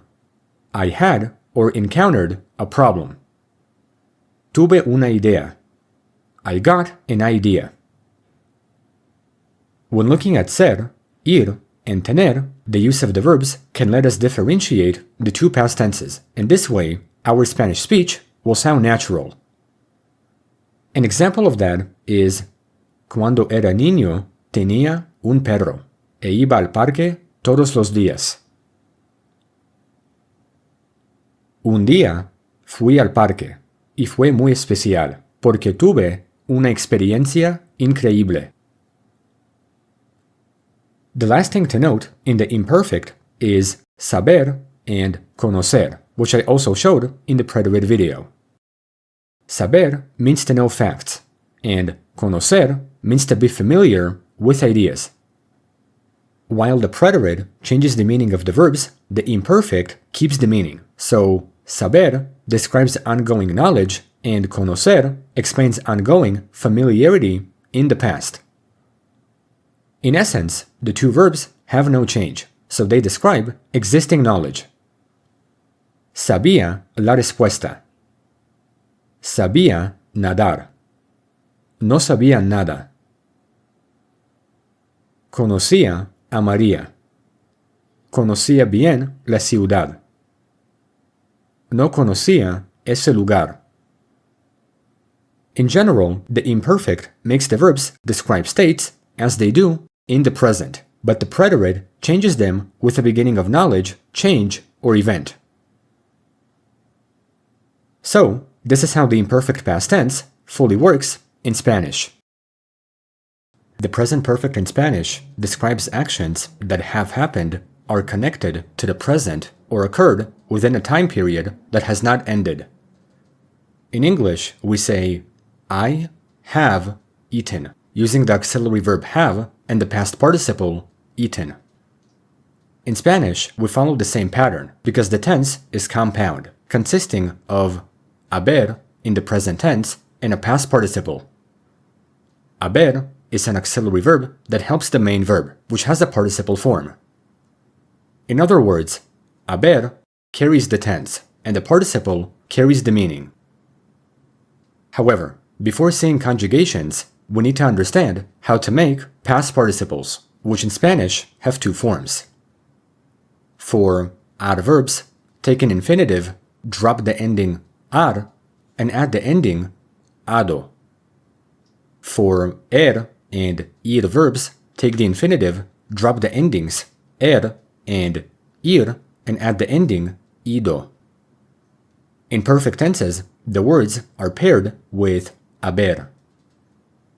Some examples are hablado, spoken, estudiado, studied, comido, eaten, aprendido, learned. This is a list of regular verbs, but Spanish has exceptions, which are irregular past participles. Some verbs don't follow this pattern, so we just have to remember them. Such verbs show up in many sentences. Hecho, made or done. Dicho, said. visto, seen, escrito, written, roto, broken, vuelto, turned, abierto, opened, puesto, put. After learning every type of participle, we can now see how to conjugate haber in the present perfect. Here, we return to the first part of the structure, so haber will use present tense conjugations, which are irregular. It will also never be alone in context, and it will always be paired with a past participle. I have. Has, you have. A, he, she has. Hemos, we have. Habéis, y'all have. Han, they have. Now, we can combine the conjugations with participles and see how the tense is used in context. He hablado con el profesor. ¿Has comido mucho hoy? Hemos vivido aquí por años. Ella ha hecho la tarea. Hemos visto esa película. Han escrito un libro. No he terminado. No han abierto la puerta. Every action is in the present perfect, and time expressions help us understand how the tense fully operates. Overall, this is how it works, but in this lesson, it's important to consider another use of past participles. In Spanish, a participle can function as an adjective and describe a noun instead of forming a tense. When a participle is an adjective, it must agree in gender and number, which works like any other adjective. The key difference is that the present perfect is a grammatical tense that has haber, a participle, and no agreement, while an adjective agrees in gender and number. Let's take escrito, written, as an example. In the present perfect, it's invariable, escrito, but as an adjective, its ending will be affected by gender and number, which applies to any participle as an adjective.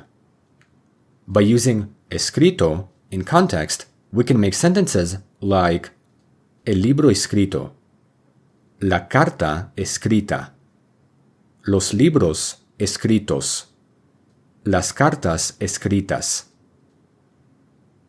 In this case, the adjectives are paired with nouns and go after, which is grammatically correct, but there are other ways that we can use participles as adjectives. Often, adjectives can be used with estar for resulting states and ser in the passive voice, like la puerta está abierta. Las ventanas están cerradas. El libro fue escrito por el autor. Las casas son construidas rápidamente.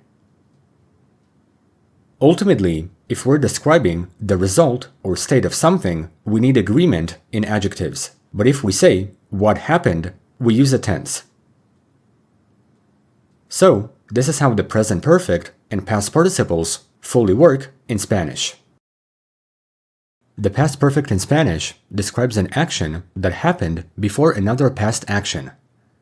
In English, an example is I had eaten before he arrived, so the action is in the past of the past. In my previous video, I explained the Spanish present perfect and past participles, and in this video, the concepts will be useful because the past perfect follows a similar pattern. I would recommend that you watch that video before this one. If the present perfect follows haber in the present tense, the auxiliary verb in the past perfect will be conjugated in the imperfect. Since we're working with imperfect conjugations, we take haber, drop the ending, and add imperfect endings. Había, I had. Habías, you had. Había, he, she had. Habíamos, we had. Habíais, y'all had. Habían, they had. The conjugation había is used twice, so context will show the difference. Now that we know how to form the past perfect, we need to understand when to use it. Its most common use is an action before another past action, like saying, Yo había salido cuando él llegó. Ella había terminado la tarea antes de la clase. In the first sentence, the second part has the verb in the preterite, which is commonly paired with past perfect actions. Even so, it's another use of the tense, giving a background in past narration, especially when paired with the preterite. Another example is Cuando llegué, ellos ya habían comido. Llegué is the main event in the preterite, and habían comido is the prior event in the past perfect. In this tense, it's also important to see time expressions that often appear, like ya, already, todavía no, not yet, antes de, before, cuando, when. Considering this point, we should also know that there is no agreement in this tense, so the participle never changes with haber, because it's never affected. Other examples of the Spanish past perfect can be with pronouns that go before haber, along with negation. Ya lo había visto. Nunca me habían dicho eso. No había terminado. No habían llegado. So, this is how the past perfect fully works in Spanish. To make it, we think of two past actions, decide which happened first, and put the earlier one in the past perfect. If the present perfect is connected to now, the past perfect is connected to a past moment that had already been completed before it. The simple future in Spanish expresses actions that will happen in the future, which often corresponds to the English will plus a verb, like saying, I will eat. Unlike many other tenses, the Spanish simple future is made from infinitives and endings, so we keep the infinitives intact and add endings that are always the same for any type of verb. The endings look like this, and most have accents to emphasize the stress when a verb is conjugated. Has, ha, hemos, eis, han. Let's take the verb hablar, to speak. To conjugate it in the simple future, take the infinitive and simply add the future endings. Hablaré, hablarás, hablará, hablaremos, hablaréis, hablarán. The meaning of the words is I will speak, you will speak, etc. Now, let's see the verb comer, to eat. Comeré, comerás, comerá, comeremos, comeréis, comerán. Now, let's see the verb vivir, to live. Viviré, vivirás, vivirá, viviremos, viviréis, vivirán. As we've seen, in every type of verb, there are no stem changes, so the pattern is basic, because all we do is add future endings. However, it's important to see irregular verbs in this tense, because some verbs are irregular due to stem changes, but they still use the same endings. In this case, we only need to know the endings and remember the stems of irregular verbs. Memorizing all irregular verbs is a lot to take in, so instead, it's better to know the most common ones, like tener, to have, hacer, to do or make, decir, to say, poder, can or be able to, poner, to put, salir, to leave, venir, to come, querer, to want. Saber, to know. Once again, such verbs are irregular in their stems, but the future endings are always the same for any type of verb, so we just have to remember them. Now, let's see when to use the Spanish simple future. Its most common use is the future, like saying, Mañana estudiaré. Viviremos en España. Another use is probability or speculation, which is something that English doesn't do in the same way. In expressions like serán las tres and estará en casa, the future tense can mean probably or must be. Another use of the tense is promises and strong intentions, like te llamaré. Nunca olvidaré esto. Considering this, Spanish has two ways to talk about the future. The first way is the simple future, estudiaré mañana. But the second way is the near future, using ir plus a plus an infinitive, like saying, voy a estudiar mañana. The difference between the two is that the simple future is more formal and distant, while the near future is for immediate plans, which is very common in spoken Spanish.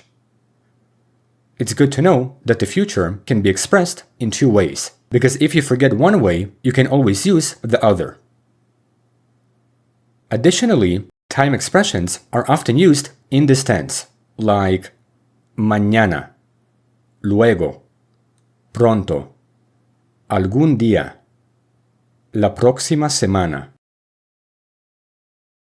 Still, the tense has a subtle but important insight. In advanced Spanish, the future tense often carries a tone of distance, prediction, or uncertainty, not just time. If we say, va a llover, it means that you see clouds that are very likely to rain. However, if we say, lloverá, this means that it will rain from a predictive standpoint, so it's less immediate. Overall, this is how the simple future fully works in Spanish. It's made from infinitives and endings that are the same for all verbs, while some have irregular stems. The tense is used for future actions, probability, and promises, and it's often replaced in speech by ir plus a plus an infinitive. The future perfect in Spanish describes an action that will have happened before a certain point in the future. In English, an example is I will have finished, so the action will have happened before something else in the future. To fully understand this concept, it's important to consider the auxiliary verb haber and past participles. In my Spanish perfect tense videos, I explained such concepts, and in this video, they will be useful, along with the future tense, which I also showed. In this case, we'll use future conjugations of haber, so I would highly recommend watching the previous videos to understand this tense, as it utilizes the future of haber and past participles. Since we're working with future conjugations, we take haber, drop the ending, and add future endings. However, haber is an irregular verb in the future, so the conjugations look like this. Habré, I will have.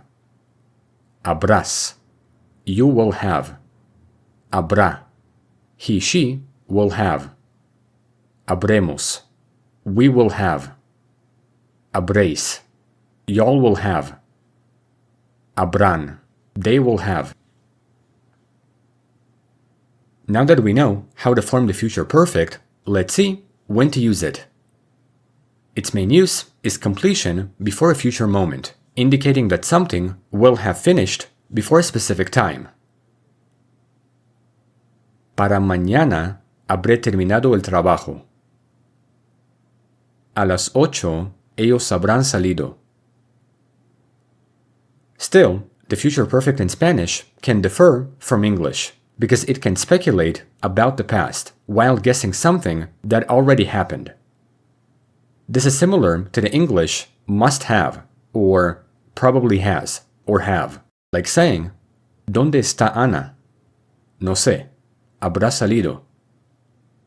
Habrán llegado tarde. Here, the future perfect is making an assumption about a completed action, which is another use of the tense. Habrá estudiado mucho para el examen. Aside from usage, the last thing to consider is that some participles can be irregular, but no participle will change form. In comparison to other tenses, the future perfect is used more for speculation than for strict future timelines, so a phrase like habré comido will show up a lot. The final insight is that the tense is not used much in everyday Spanish, yet it allows you to talk about timelines and express probability about the past. So, this is how the future perfect fully works in Spanish. The conditional mood in Spanish expresses actions that happen under a condition, whether it's real or hypothetical. It's called a conditional because the action depends on something else, and in English, we often use would, could, or should to express conditionals. In Spanish, there are three types, made from an if clause, the condition, and a main clause, the result. The Spanish word for if is si, without an accent, and it's used a lot in the mood. In general, Spanish conditionals follow a structured system that has three levels: real, hypothetical, and impossible conditions.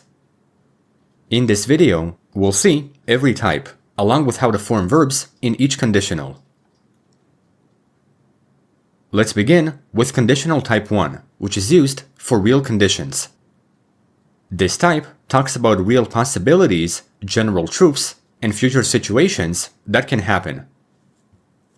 The pattern has a condition in the present tense, making the result be in the present or future. To understand how to conjugate verbs in these tenses, previous Spanish videos thoroughly explain that. Some examples are: si estudio, apruebo. If I study, I pass. Si estudio, aprobaré. If I study, I will pass. Now, let's see conditional type 2, which is used for hypothetical and unreal conditions. This type is about hypothetical cases in the present or future and giving advice. However, this pattern requires a condition in the imperfect subjunctive and the result in the conditional. The Spanish subjunctive is a topic for a different video, but it's important to consider the formation of the result. Here, we can see how to conjugate verbs in the mood, which is not too difficult, because the formation follows infinitives and endings. Such endings: ia, ias, ia, iamos, iais, ian, apply to any type of verb. So let's see the verb hablar, to speak, as an example. To conjugate it in the conditional, take the infinitive and add the conditional endings. Hablaría, hablarías, hablaría, hablaríamos, hablaríais, hablarían. The meaning is I would speak, you would speak, and so on. Hablaría is also borrowed twice, so context and subject meaning will show the difference. As I said, such endings apply to any type of verb, regardless of the ending. Nonetheless, Spanish has verbs with irregular stems, and they're very common in the mood, but we only need to know the endings and remember the stems of irregular verbs. Memorizing all irregular verbs is too much, so instead, it's better to know the most common ones, like tener, to have, poner, to put, salir, to leave, venir, to come, poder, can or be able to, saber, to know, haber, an auxiliary verb, hacer, to do or make, decir, to say or tell. Once again, such verbs are irregular in their stems, but the conditional endings are always the same, so we just memorize them. Now, we can return to conditional type 2, which shows unreal situations in the hypothetical present or future. Some examples are: si estudiara, aprobaría. If I studied, I would pass. Si tuviera dinero, viajaría. If I had money, I would travel. Si fuera tú, lo haría. If I were you, I would do it. In these sentences, the conditions are in the imperfect subjunctive, which I will show in a different video. For now, do not worry about conjugations in the subjunctive, because they will make sense when we get to the subject. Finally, let's see conditional type 3 that talks about impossible past situations and regret. This type is about past events that did not happen. The pattern of this type follows a condition in the past perfect subjunctive, making the result in the conditional perfect. Again, do not worry about subjunctive conjugations for now, because they will make sense later. Here, the conditional perfect is formed with the auxiliary verb haber and a past participle. Previous Spanish videos thoroughly show how to make participles, but in conditional type 3, haber is conjugated in the conditional. As we've seen from common irregular verbs, haber is irregular in this mood, but it still follows the same endings. So, conjugations in the conditional perfect are habría, habrías, habría, habríamos, habríais, habrían.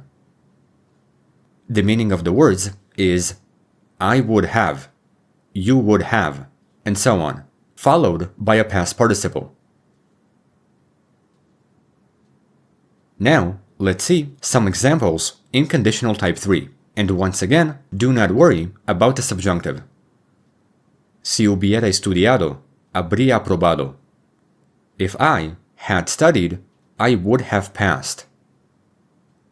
Si hubieras venido, te habría visto. If you had come, I would have seen you. So, this is how the conditional mood and if clauses work in Spanish. When looking at the summary chart, we see that real conditions happen in the present, unreal ones are hypothetical, and past unreal conditions are impossible to happen, especially in the past subjunctive. Still, before concluding the lesson, we can take a look at other functions that the mood has, especially in spoken Spanish. A subtle use of si is asking the question as if, como si, but here the imperfect subjunctive is used. Habla como si fuera experto. He speaks as if he were an expert. A different use of si is what if, y si. ¿Y si vamos al cine? What if we go to the movies? At the same time, conditional type 2 can be used for polite requests, using the subjunctive. Si pudieras ayudarme, if you could help me. This use sounds more polite than the imperative. At last, in real Spanish conversation, native speakers often drop a part of a sentence when it's obvious, like saying, yo que tú lo haría. If I were you, I'd do it. Hubieras venido.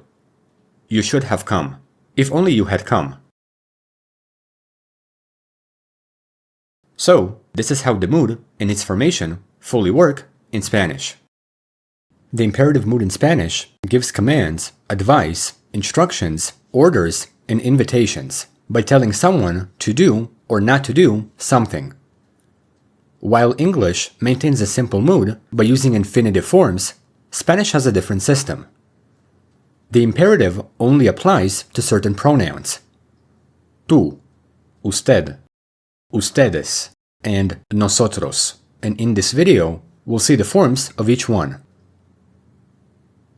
Let's begin with the pronoun tú and regular verbs.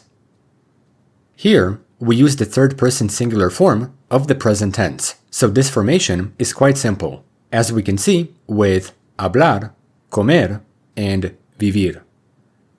The imperative uses the present indicative of él and ella and has an exclamation mark for emphasis, but it is not grammatically necessary.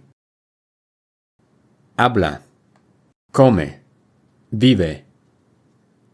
Examples can be: habla más despacio, come aquí. At the same time, Spanish has irregular tú commands that we just memorize. Di, say, haz, do or make. Ve, go. Pon, put. Sal, leave. Sé, be. Ten, have. Ven, come. As a note, the word sé can also mean I know, but as a command, it means be. Some examples are: ven aquí, haz la tarea. Now, we can see how to form commands for usted and ustedes. Their forms come from the present subjunctive, which I will show in the next video. For now, we can consider the formation, which is not too difficult. First, begin with the third person forms of the indicative. Drop the ending and add the opposite endings. Hable, hablen. Coma, coman. Viva, vivan. The endings for usted are basically inverted, using e for adverbs and a for and ir verbs, so they're the opposite. We say such commands when speaking to formal people, like hable más despacio, coman aquí.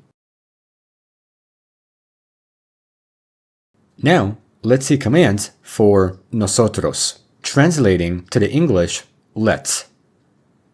Here, we again use the subjunctive, which means that we use the opposite endings. Hablemos, comamos, vivamos.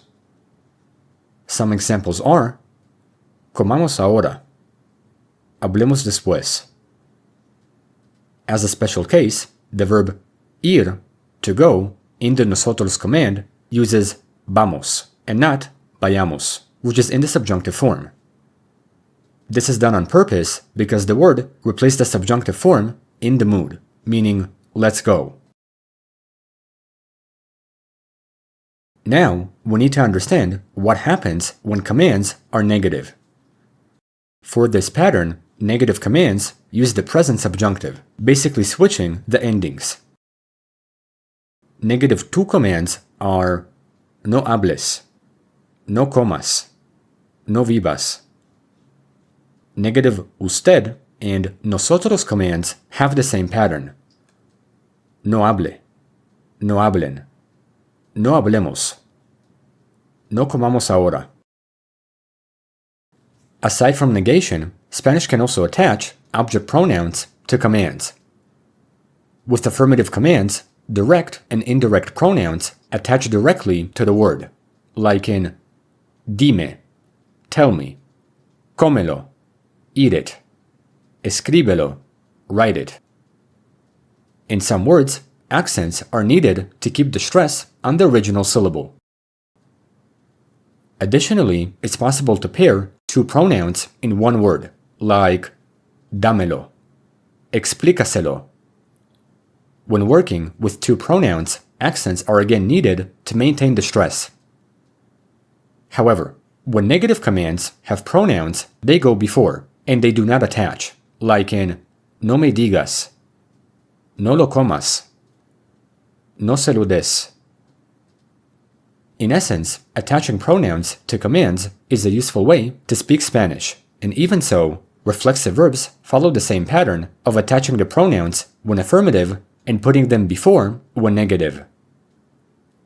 levántate, siéntate. No te levantes, no te sientes. When it comes to reflexive nosotros commands, it's important to drop ese before adding nos, because this way the words sound more uniform. Levantemos plus nos makes levantémonos. Vamos plus nos makes vámonos.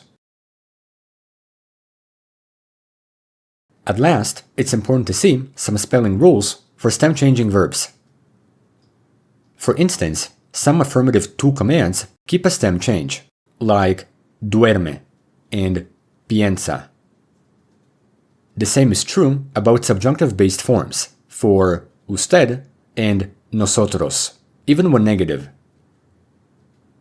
Duerma, durmamos. Piense, pensemos. Finally, spelling changes also happen in some verbs to maintain the same sound, like in verbs that receive a letter or change one to preserve a consonant sound. Buscar, llegar, empezar. Busque, llegue, empiece. So, this is how the imperative mood fully works in Spanish. Instead of memorizing every concept, we can think of every pronoun based on the mood. Affirmative to commands use the present form of él and ella, and anything else uses the subjunctive. Negative commands also use the subjunctive, and affirmative pronouns attach, but negative ones go before the verb. So, the imperative mood is really a blend of the present tense and the subjunctive, which will be shown in the next videos. The subjunctive in Spanish is a grammatical mood that uses verbs to express an attitude toward an action, like things that are wanted, emotional, impersonally expressed, recommended, doubted, and hoped. Linguistically, it doesn't tell us when something happens, but how the speaker feels about it. In these final Spanish lessons, I will explain how all variations of the subjunctive work in Spanish, but the method will be different, starting with the present subjunctive. Before learning its formation, it's important to grasp what the subjunctive even is. The subjunctive mood is in a world of reality as an idea, meaning that events may or may not happen in general, thereby creating uncertainty and possibility. The psychology of the mood can appear in sentences where two people's realities are in tension. So, it's the grammar of influence that shows a subject's attempt to change reality, using will, emotion, influence, recommendation, doubt, hope, or any other possibility that gives the idea of uncertainty. There's a very big reason why I listed these traits, because across many Spanish courses, you will see the acronym WEIRDO that a lot of people would recommend. While such concepts can be good, they condense the most common uses of the mood, but they don't actually explain what the subjunctive is. This is why I've chosen this approach of teaching the subjunctive first, because it's a mood that represents something more subtle. Conceptually, it's the mood of possibility and uncertainty, so it expresses something that may or may not be real in general. We can collect all of these ideas, put them in many sentences, and see them more reasonably. All of these phrases have the idea of uncertainty, because we don't know if they will happen, and that's why it's called the subjunctive. By saying or simply thinking about these sentences, they express a possibility that may or may not happen. The fact that a possibility can happen is what activates the subjunctive, regardless of what it is. If I express any of these sentences, it doesn't mean that these things will happen, so it creates a possibility. The point is that all of these expressions, whether it's will, emotion, doubt, or hope, are all uncertain, thereby opening a possibility. This is the true definition of the subjunctive, not just in Spanish, but in any language. Another technique that can be used to understand the subjunctive is the word que with a main clause and a dependent clause. Spanish uses the subjunctive mainly after Que because it's activated when one clause depends on another's mental stance, one person's belief, desire, or emotion, and another person's potential action. This concept will make more sense later in the video. Now, after this description, we can finally see the present subjunctive in Spanish. To conjugate verbs in this mood, we follow a pattern of a main clause plus que plus the subjunctive, but sometimes the mood appears in different phrases, which I will show later. For now, we can understand how to conjugate verbs, following two patterns depending on the verb type. Ar, ir. For regular ar verbs, take an infinitive, drop the ending, and add the following endings. Es, hemos, eis, en. For regular and ir verbs, the endings are switched. A, as, a, amos, ais, an. In this case, a switch of vowels happens in the verbs. In the indicative, the endings appear to be normal, but in the subjunctive, they're switched. So, this is how we conjugate verbs in the present subjunctive, and these endings apply to any verb in the language. Let's see the verb hablar, to speak. To conjugate it in the present subjunctive, take the infinitive, drop the ending, and add the subjunctive endings that match every subject. Once again, make sure that the action is in the stance of uncertainty. Hable, hables, hable, hablemos, habléis, hablen. Very commonly, the conjugation in yo and ella will be borrowed in any verb, so context and subject meaning tell the difference. Now, let's see a different verb, like comer, to eat. To conjugate this verb, take the infinitive, drop the ending, and add the endings that match the subjects. Once again, the endings are switched. Coma, comas, coma, comamos, comáis, coman. Because subjunctive endings are identical, the verb vivir, to live, follows the same endings. Viva, vivas, viva, vivamos, viváis, vivan. So, this is how we conjugate regular verbs in the mood, but we also have to see irregular verbs. Because Spanish has so many, it's best to categorize each type based on the irregularity, rather than memorize each one. Although Spanish has a lot of verbs, subjunctive endings are always the same, so irregularities will often come from stems, irregular yo forms, or completely unusual verbs. The first type is the stem change e to ye in a verb like pensar, to think. Pensar changes the stem in all pronouns except nosotros and vosotros, also known as a boot verb. Piense, pienses, piense, pensemos, penséis, piensen. Another type is the stem change o to ue in a verb like poder, can or be able to, following the same pattern. Pueda, puedas, pueda, podamos, podáis, puedan. Another type is the stem change e to i in a verb like pedir, to ask for, but this type changes the stem in every pronoun. Pida, pidas, pida, pidamos, pidáis, pidan. Now, we can take a look at irregular verbs that borrow the present indicative yo form. What this means is that a verb like tener, to have, is irregular in yo in the present. Tengo. When this verb is subjunctive, it borrows the stem, teng, and adds the subjunctive endings. Tenga, tengas, tenga, tengamos, tengais, tengan.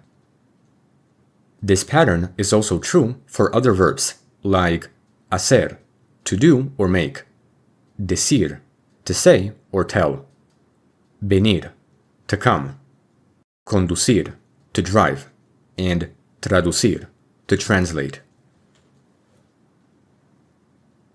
Now, we can see other verbs that are irregular orthographically. In other words, some verbs that end in car, gar, and sar will receive a letter or change one to preserve the original sound as it is in the infinitive. A verb like buscar, to search, will change s to k. Busque, busques, busque, busquemos, busquéis, busquen. The verb pagar, to pay, follows the same system, receiving u to maintain the original sound. Pague, pagues, pague, paguemos, paguéis, paguen. The verb empezar, to start, changes zeta to se, and it's also stem changing. Empiece, empieces, empiece, empecemos, empecéis, empiecen.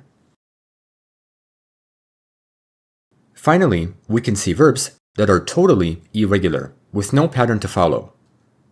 Such verbs should simply be memorized, and they include dar, to give, ir, to go, haber, an auxiliary verb, which will be useful in the present perfect subjunctive, saber, to know, ser, to be, and estar, to be.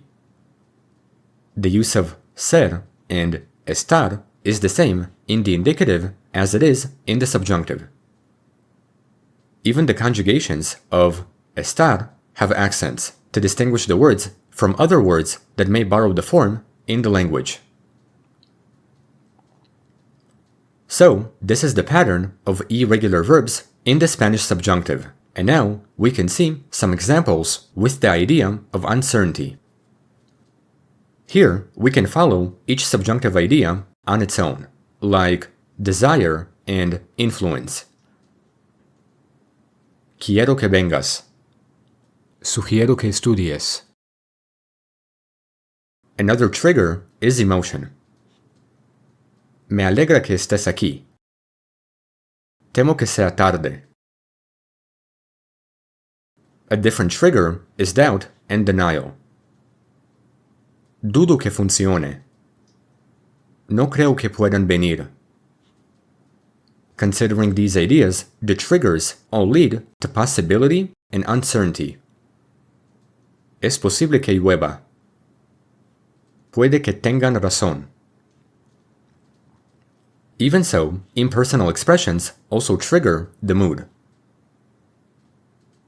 Es importante que estudies. Es necesario que salgamos temprano.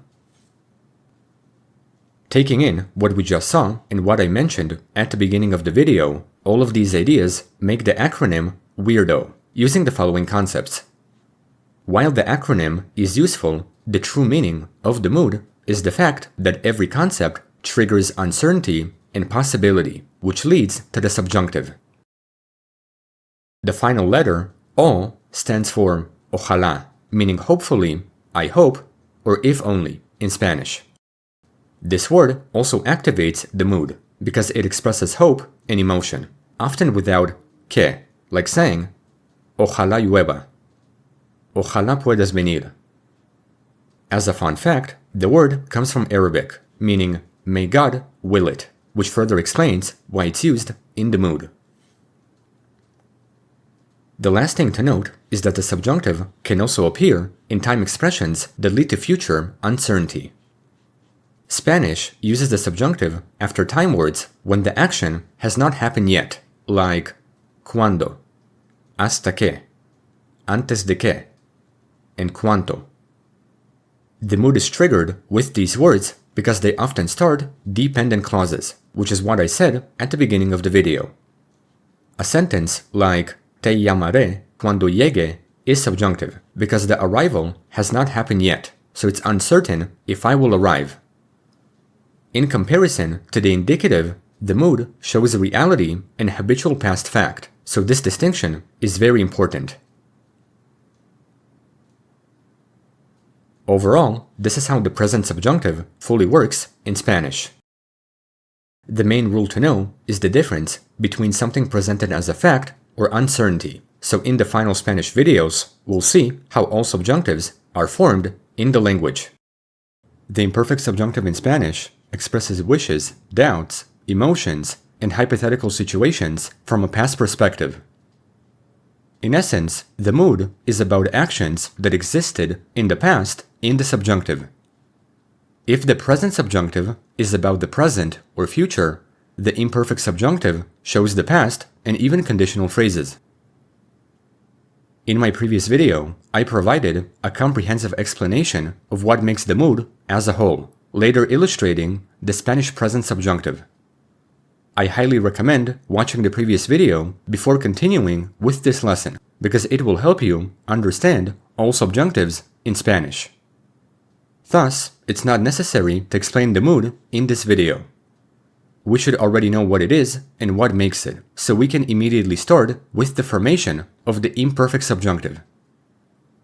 Because it is the past, its formation is taken from the Preterite Past, not the imperfect. This may sound a bit weird, but conjugations in the imperfect subjunctive have a basic pattern. First, take the ellos form of the preterite of any verb. Second, remove the ending ron. Third, add the imperfect subjunctive endings ra, ras, ra, ramos, rais, ran.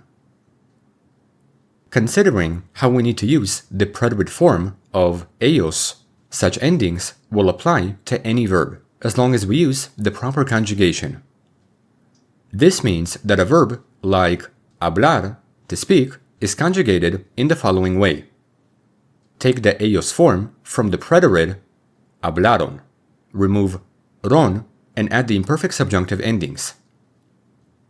Hablara, hablaras, hablara, habláramos, hablarais, hablaran. The nosotros form has a written accent to keep the stress on the original syllable as it is in every conjugation. As I said, such endings apply to any verb, but remember, the conjugations can only be used in the imperfect subjunctive in the stance of uncertainty. Now, let's see a different verb, like comer, to eat. To conjugate comer in the mood, we follow the same pattern of taking the preterite form, comieron, dropping ron, and adding the endings. Comiera, comieras, comiera, comiéramos, comierais, comieran.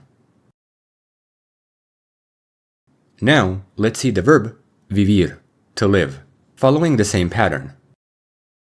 Viviera, vivieras, viviera, viviéramos, vivierais, vivieran.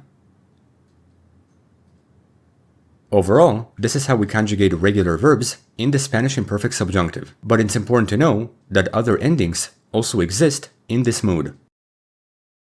Sometimes the endings se, ses, se, semos, seis, sen can be used. It can be good to recognize the endings, because sometimes they're used in literary and formal contexts. To form verbs with these endings, the pattern is the same, but modern Spanish is mainly spoken with the regular endings. The other forms sound more poetic and old-fashioned, so we should recognize them, but only use them if we want to. In this lesson, the regular endings will be used in all sentences. After learning regular conjugations, it's now important to see irregular verbs in the mood. In one of my previous videos, I thoroughly explained the Preterite Past in Spanish, and in that video, I showed every type of irregularity. In the imperfect subjunctive, the only irregularity comes from irregular stems or totally irregular verbs. I recommend watching that video before continuing with this one, because the point is that for verbs with irregular preterites, we just add the imperfect endings. Such verbs include dar, to give, decir, to say or tell, estar, to be, hacer, to do or make, ir, ser, to go, to be, which have the same form, poder, can or be able to, poner, to put, querer, to want, saber, to know, tener, to have, venir, to come. This is a list of the most common irregular verbs in the imperfect subjunctive, so it's good to know their formation. At the same time, Spanish has verbs that are stem changing, having spelling changes, and they also follow the same pattern by keeping the irregularity that they have in the preterite. Such verbs include preferir, to prefer, repetir, to repeat, dormir, to sleep, conducir, to drive, creer, to believe, and oír, to hear. All of these conjugations maintain the irregularity that they have in the preterite form, so that's how irregular verbs are conjugated in the imperfect subjunctive. Now, we can finally see when to use the mood in Spanish, and similarly, it has the same triggers as the present subjunctive, with other uses to come. First, we have to understand that this mood usually appears when the main verb is in the imperfect past or conditional, in that the sentence expresses desire, emotion, doubt, or any other possibility that is uncertain. The most common use is desire and wishes. Quería que vinieras ayer. Esperaba que estuvieras aquí esta mañana. Another trigger is emotion. Me alegraba que pudieras venir cada semana. Temía que llegaran tarde anoche. Another trigger is doubt. Dudaba que él supiera la verdad entonces. No creía que hiciera frío esa noche. Another trigger is impersonal expressions. Era importante que estudiáramos antes del examen. Era mejor que salieran temprano ayer. Just like the present subjunctive, the mood is also seen with time expressions, like cuando, hasta que, antes de que. These words matter because they express the future from a past perspective, which is uncertain, like saying, te llamaría cuando llegara. Esperaron hasta que terminara la película. Salimos antes de que empezara a llover. Still, the most important use in this mood is hypothetical si clauses. This is a topic that I thoroughly explained in one of my previous videos, because in that video, I briefly mentioned the imperfect subjunctive. In this lesson, we'll see how the mood works with this concept. The formula follows a clause in the imperfect subjunctive, making a conditional result. The si clause is subjunctive because it's hypothetical, and as we know from the mood, the subjunctive is about possibility and uncertainty, which includes hypothetical situations. Some examples are, si tuviera tiempo, estudiaría más. Si fueras más paciente, entenderías mejor. Si pudiéramos viajar mañana, iríamos a España. Si supieran la verdad ahora, cambiarían de opinión. At last, the final use of this mood is politeness, which softens Spanish speech. This way of speaking is very common, so the imperfect subjunctive creates a light mood that makes sentences less intense. Some examples are: Quisiera hablar con usted un momento. Me gustaría que me ayudara mañana. Quisiera saber si es posible. So, this is how the imperfect subjunctive fully works in Spanish. When looking at this chart, we can see that the mood is about uncertainty, both in the present and past, but the imperfect mood is about hypothetical situations that are triggered by many sentences, leading everything to open possibilities. The present perfect subjunctive in Spanish refers to actions that have already happened but are still connected to emotion, doubt, wishes, or any other possibility that is uncertain. We can think of it as the subjunctive about the past, triggered by similar ideas that I showed in previous videos. In this case, the mood is compound, meaning that it's formed from an auxiliary verb, haber, to have, and a past participle.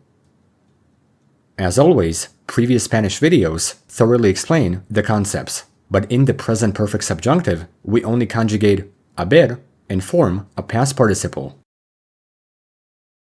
To form sentences in this mood, take haber and conjugate it in the present subjunctive, so it's a supporting verb that is irregular in the mood. Haya, hayas, haya, hayamos, hayáis, hayan. Once again, such conjugations are irregular and require a past participle, like haya hablado, meaning have spoken, haya comido, have eaten, haya vivido, have lived. Aside from haber, the only other irregularity comes from irregular past participles, which have to be memorized. Hecho, dicho, visto, escrito, roto, vuelto, puesto, abierto, muerto, resuelto. After learning the full formation of this mood, we can now see when to use it. The key concept is that an action happened before the main verb, but the uncertainty exists now. In comparison to the present subjunctive, the present perfect indicates that an action has already happened, and often the English equivalent will use the simple past or present perfect, because the completion of the action is expressed in the same way. Still, the triggers of this mood are almost the same as the present subjunctive. The difference is that the subordinate action is completed. Let's see each type of use, starting with emotion. Me alegra que hayas aprobado el examen. Me sorprende que hayan llegado tan temprano. Another trigger is doubt. Dudo que él haya entendido. No creo que hayan terminado todavía. Another trigger is desire. Espero que hayas dormido bien. Quiero que hayas terminado antes de mañana. Another trigger is impersonal expressions. Es bueno que hayas estudiado. Es posible que hayas salido ya. Considering the sentences that we just saw, it's important to note the time relationship in this mood. The present perfect subjunctive expresses anteriority, meaning that the subjunctive action happened before the main clause. This is why a phrase like Me alegra que hayas venido uses the present perfect. It means you came and I'm happy about it. At the same time, the mood commonly appears with time expressions like ya, todavía, esta semana. Es posible que ya hayan salido. No creo que hayan terminado todavía. Me alegra que hayas venido esta semana. Moreover, native Spanish speakers use the mood a lot after conversations and greetings, which is a frequent use in real life. Some examples are: Espero que hayas tenido un buen día. Me alegra que hayas podido venir. Ojalá hayas descansado. Overall, this is how the present perfect subjunctive fully works in Spanish. It is triggered when the action is completed, but still viewed through uncertainty and possibility. The past perfect subjunctive in Spanish is the final mood in the language, used to describe hypothetical situations in the past. It expresses actions that had happened before another past action, but is seen through doubt, emotion, wishes, or any other possibility that is uncertain.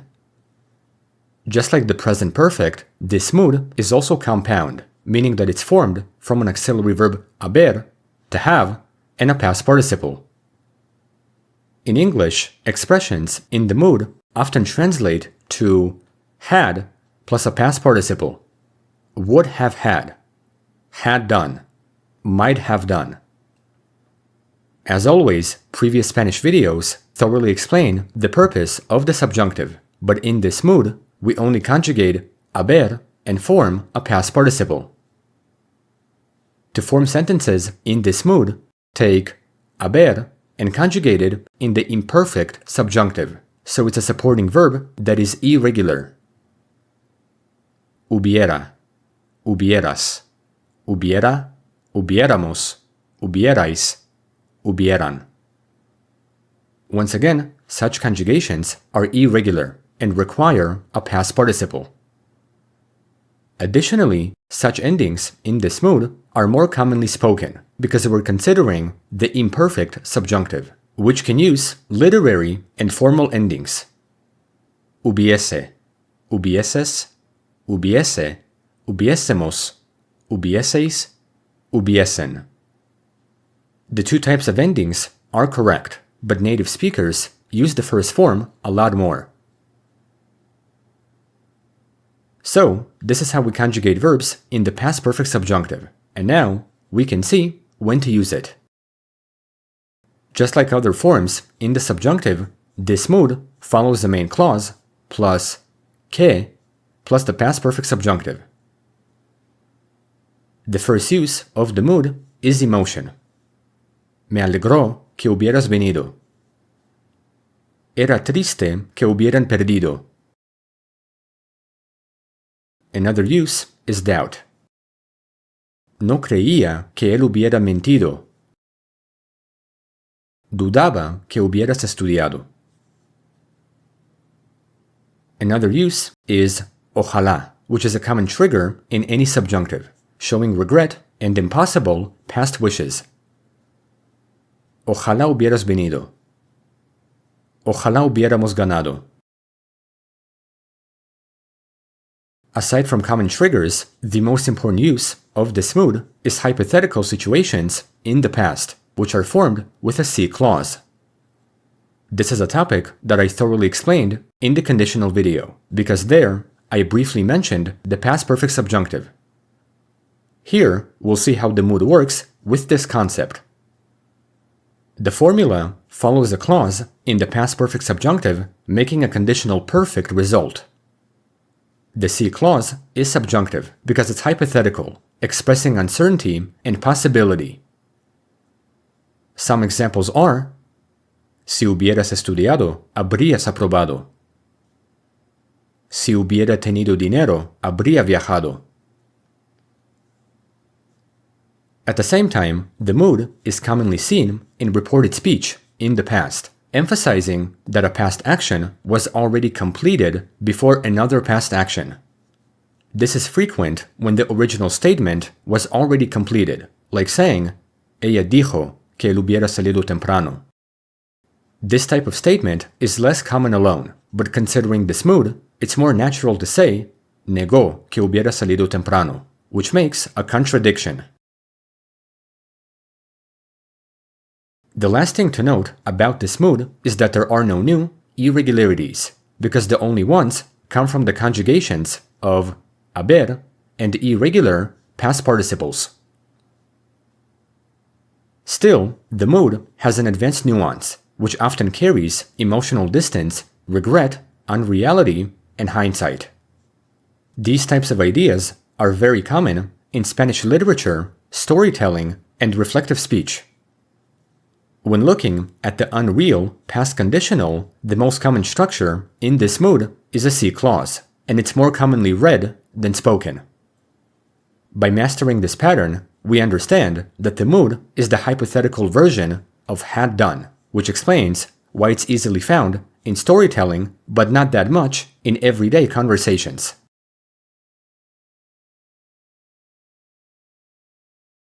Overall, this is how all subjunctives are formed and used in Spanish, and this is what I've shown across all final Spanish videos. By looking at this chart, you can see a quick summary that shows the uses of the mood.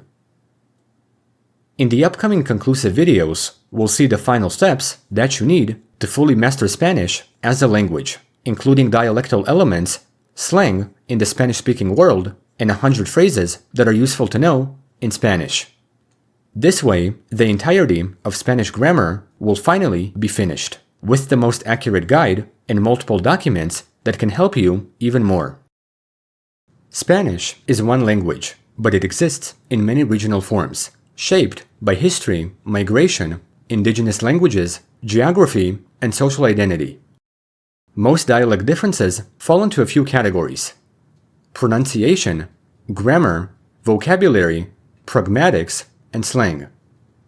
This means that a speaker from Spain, Mexico, Argentina, or Colombia will generally understand each other, but their speech can sound very different. This is a dialect, a variation of speech. In this penultimate Spanish lesson, I would like to show how Spanish dialects work in the Spanish-speaking world. After this lesson, you will be able to use your Spanish in any region, whether it's Spain or Latin America. This way, the entirety of Spanish can be known and taught to anyone. Let's begin with the major dialect zones, like Spain, which dialectally is divided into Northern, Central, and Andalusian Spanish. In Central Spain, there is a distinction between the sound of s, a stronger pronunciation of consonants, and a greater use of vosotros. For instance, gracias is pronounced gracias, with the English th sound, and it's very common to say vosotros habláis, rather than ustedes hablan. In Andalusian Spanish, there is a lot of influential history that affects the language, including features like ceseo or ceceo, dropping final consonants, aspirated or dropped final s, and softer pronunciation. An example is a phrase like los amigos, which would be pronounced los amigos, or lo amigo. This dialect is strongly tied to Caribbean Spanish, which has different but similar features. Caribbean Spanish is mainly spoken in Cuba, the Dominican Republic, Puerto Rico, and coastal areas of Venezuela and Colombia. There, dialectal features include the aspiration or elision of the final s, fast rhythm, consonant weakening of d, and interchange of r and L. Some examples are más o menos, cansado, puerta. In these words, there are several phonetic changes, like the omission of S and D, and the change from R to L. Considering these changes, Caribbean Spanish is often considered one of the hardest dialects because of its reduction and speed. Still, a different dialect can be found in Mexico and Central America, which is very influential in the media. This dialect has clear consonants, strong preservation of vowels, and indigenous influence, like Nahuatl. In fact, many Spanish words originate from the indigenous language of Nahuatl, like chocolate, tomate, aguacate. At the same time, Mexico is internally diverse from its north and center, and has Maya influence in Yucatan. Even so, Central American countries like Guatemala, El Salvador, and Costa Rica often use the morphological concept of voz, called voceo, which is something I'll explain a bit later. After this dialect, there is also Andean Spanish in Peru, Bolivia, and Ecuador, having a slower rhythm, clear pronunciation, and indigenous influence from the languages of Quechua and Aymara. Right next to it is Rioplatense Spanish, which is mainly found in Argentina and Uruguay. This dialect is very distinct because it strongly uses voceo, has unique intonation influenced by Italian immigration, and pronounces the sound y like sh or j. This concept is called yeísmo reilado, and examples of that are yo, sho, cache. After learning the main dialects of Spanish, it's now time to delve deeper and understand their grammatical aspects, such as phonology, or sounds, morphology, or syntax, and lexicon, or vocabulary. The biggest concept is voz, which is abundant in Latin America. Regions with voceo include Argentina, Uruguay, Paraguay, and Central America.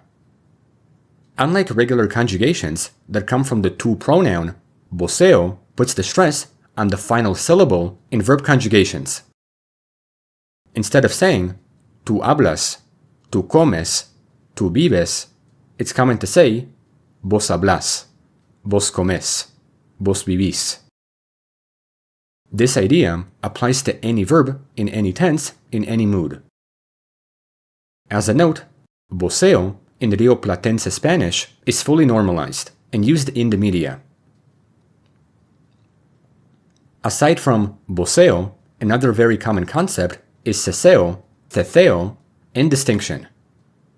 While most of Spain distinguishes s from th, like in casa, caza, most of Latin America and parts of Spain pronounce both as s, casa, casa. In short, ceseo means there is no distinction of s. Ceceo makes the th sound, and distinction differs the sounds. Another concept is yeísmo, and it happens when y sounds identical in two letters, doble L and Y. Historically, the two were different sounds, but nowadays they're mainly pronounced the same, like in cayó and cayó. This idea is called yeísmo, but contrarily, a characteristic of Spanish in Argentina and Uruguay has a different sound, sh or j. An example is yo me llamo. Moreover, another concept is the aspiration or loss of final ese. This is very common in Caribbean Spanish, Andalusia, and coastal Latin America. This phenomenon happens when the final ese is aspirated or omitted, and it happens because the stage sound after a syllable is considered weak, which is why it aspirates or disappears. Some examples are los amigos, está. Similar to this concept is the weakening of the consonant de when it's placed between vowels. This is common in Spain and the Caribbean. Some examples are cansao, hablao. The last phonological concept is the neutralization of R and L after a syllable. This feature is widespread in the Caribbean, and it happens when the sounds replace each other, like saying Puerto Rico, Porbo. After learning phonological and morphological features, we can conclude with lexical differences and slang. This category is defined by vocabulary that dramatically changes by region. Of course, it'd be impossible to include every type of word in this lesson, and even then, lexicon is a concept that needs to be built by talking, reading, listening, and visiting different regions in the world to expand your own vocabulary, depending on which type of Spanish you're interested in. So, for this lesson, I will just show a few examples of how words can change per region. One example is car, coche, carro, auto. A different word is bus, autobús, camión, colectivo, guagua. Another word is straw, pajita, popote, sorbete, bombilla. Overall, this is how Spanish dialects generally work in the Spanish-speaking world. By analyzing every single dialect, we can see which dialects are the most distinct, but obviously, every person has their own dialect that they wish to study. My recommendation is not to use every dialect, but focus on the concepts that fit you. To fully finish the lesson, we can take a look at Chilean Spanish too, and although it's not that popular, it's considered one of the hardest due to fast speech, massive slang usage, dropped consonants, and unique vocabulary. For instance, po is an emphasis marker, and the phrase cachai means you get it? Sí po, cachai lo que digo. Once again, slang, like lexicon, is something that must be learned by expanding your vocabulary. Respectively, there's a lot of slang in the Spanish-speaking world, and it changes rapidly by region. So, in this lesson, we can see common words that you can use, depending on the type of Spanish that you want to learn. Güey, chido, lana, boludo, laburo, che, tío, tía, guay, curro, weón, bacán, que bola, vaina, parce, bacano. Despite all of these differences, the key point is that Spanish is mutually intelligible. Many learners naturally adapt their lexicon when talking and listening to native speakers, so direct exposure to these words can help you improve your comprehension of Spanish. In conclusion, this is how Spanish slang varies by region. As a conclusive note, Spanish is a fascinating language that is unified by education systems, media, and grammar structures. However, its dialects are enormous, cultural, and rich, and every dialect is influenced by indigenous contact, class identity, and local culture. At this point, Spanish expands beyond the language and becomes part of linguistics. So in the final video, after this one, I will show 100 phrases that are useful to know and say in Spanish, finally finishing the most accurate guide of the Spanish language. This final video will show 100 useful phrases to know in Spanish. With 100 useful phrases, you can understand Spanish, and although it takes time to learn a language, it's best to do so starting with the grammar, which is the basis of any language. Even though you might not use all of it, you will definitely understand which elements are the most significant. Across every video that I put out, I included examples from all types, so the following 100 phrases will use grammar of all kinds. This is precisely what I've shown in every Spanish video, covering many verbs, structures, and moods. Everything that you need to know in Spanish is in those videos, so it's definitely important to know how it works. By understanding the basics of grammar, you will have the threshold of fluency, where many concepts become part of your speech. For the final time, congratulations on completing the Spanish language and its basics, along with how to use it. These 100 phrases will help you in speaking Spanish practically, so let's see them. Let's begin with the greetings and social expressions. ¿Qué tal? ¿Cómo te va? Mucho gusto. Hace tiempo que no te veía. Que tengas un buen día. Nos vemos luego. Cuídate mucho. Bienvenido. Encantado de conocerte. ¿Qué cuentas? Now, let's see everyday conversation fillers. Pues, o sea, la verdad, depende. Ya veo. Tienes razón. No pasa nada. Claro que sí. Ni idea. A ver. Now, we have sentences that ask for help and information. ¿Me puedes ayudar? ¿Dónde queda? ¿Cómo se dice en español? ¿Puedes repetirlo? No entendí bien. Estoy buscando esta dirección. ¿Cuánto cuesta? ¿Qué recomiendas? ¿Hay Wi-Fi aquí? Necesito ayuda urgentemente. Now, we have expressions about food and restaurants. Tengo hambre. La cuenta, por favor. ¿Qué lleva este plato?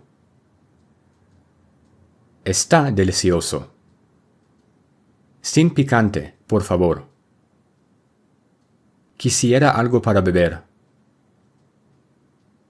¿Tienen opciones vegetarianas? Estoy lleno. ¿Me lo puedes poner para llevar? Buen provecho.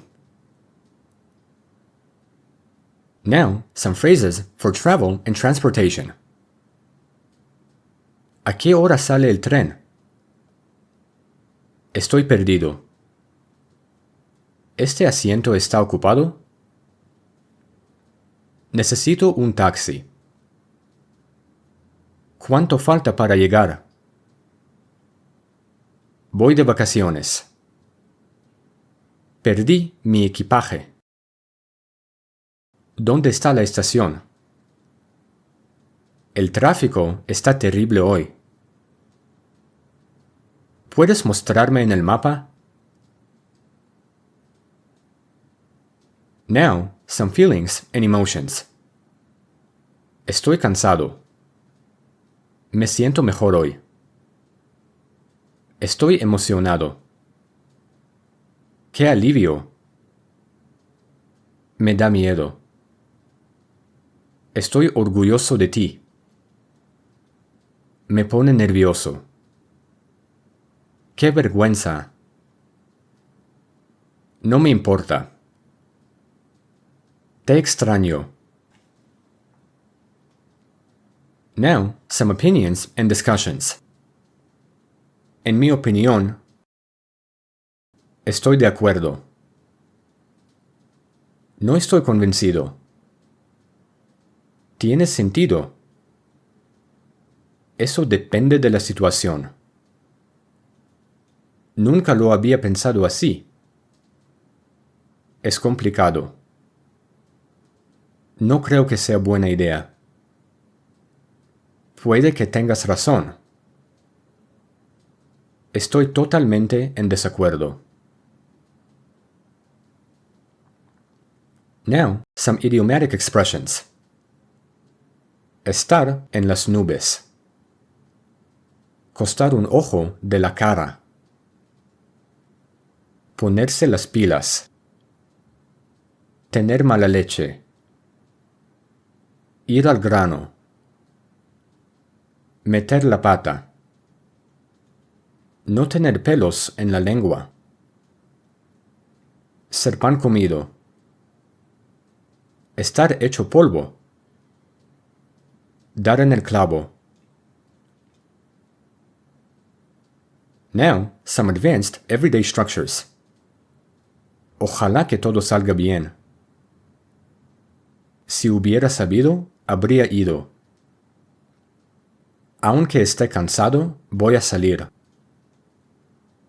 Llevo años estudiando español. Acabo de llegar. Se me olvidó.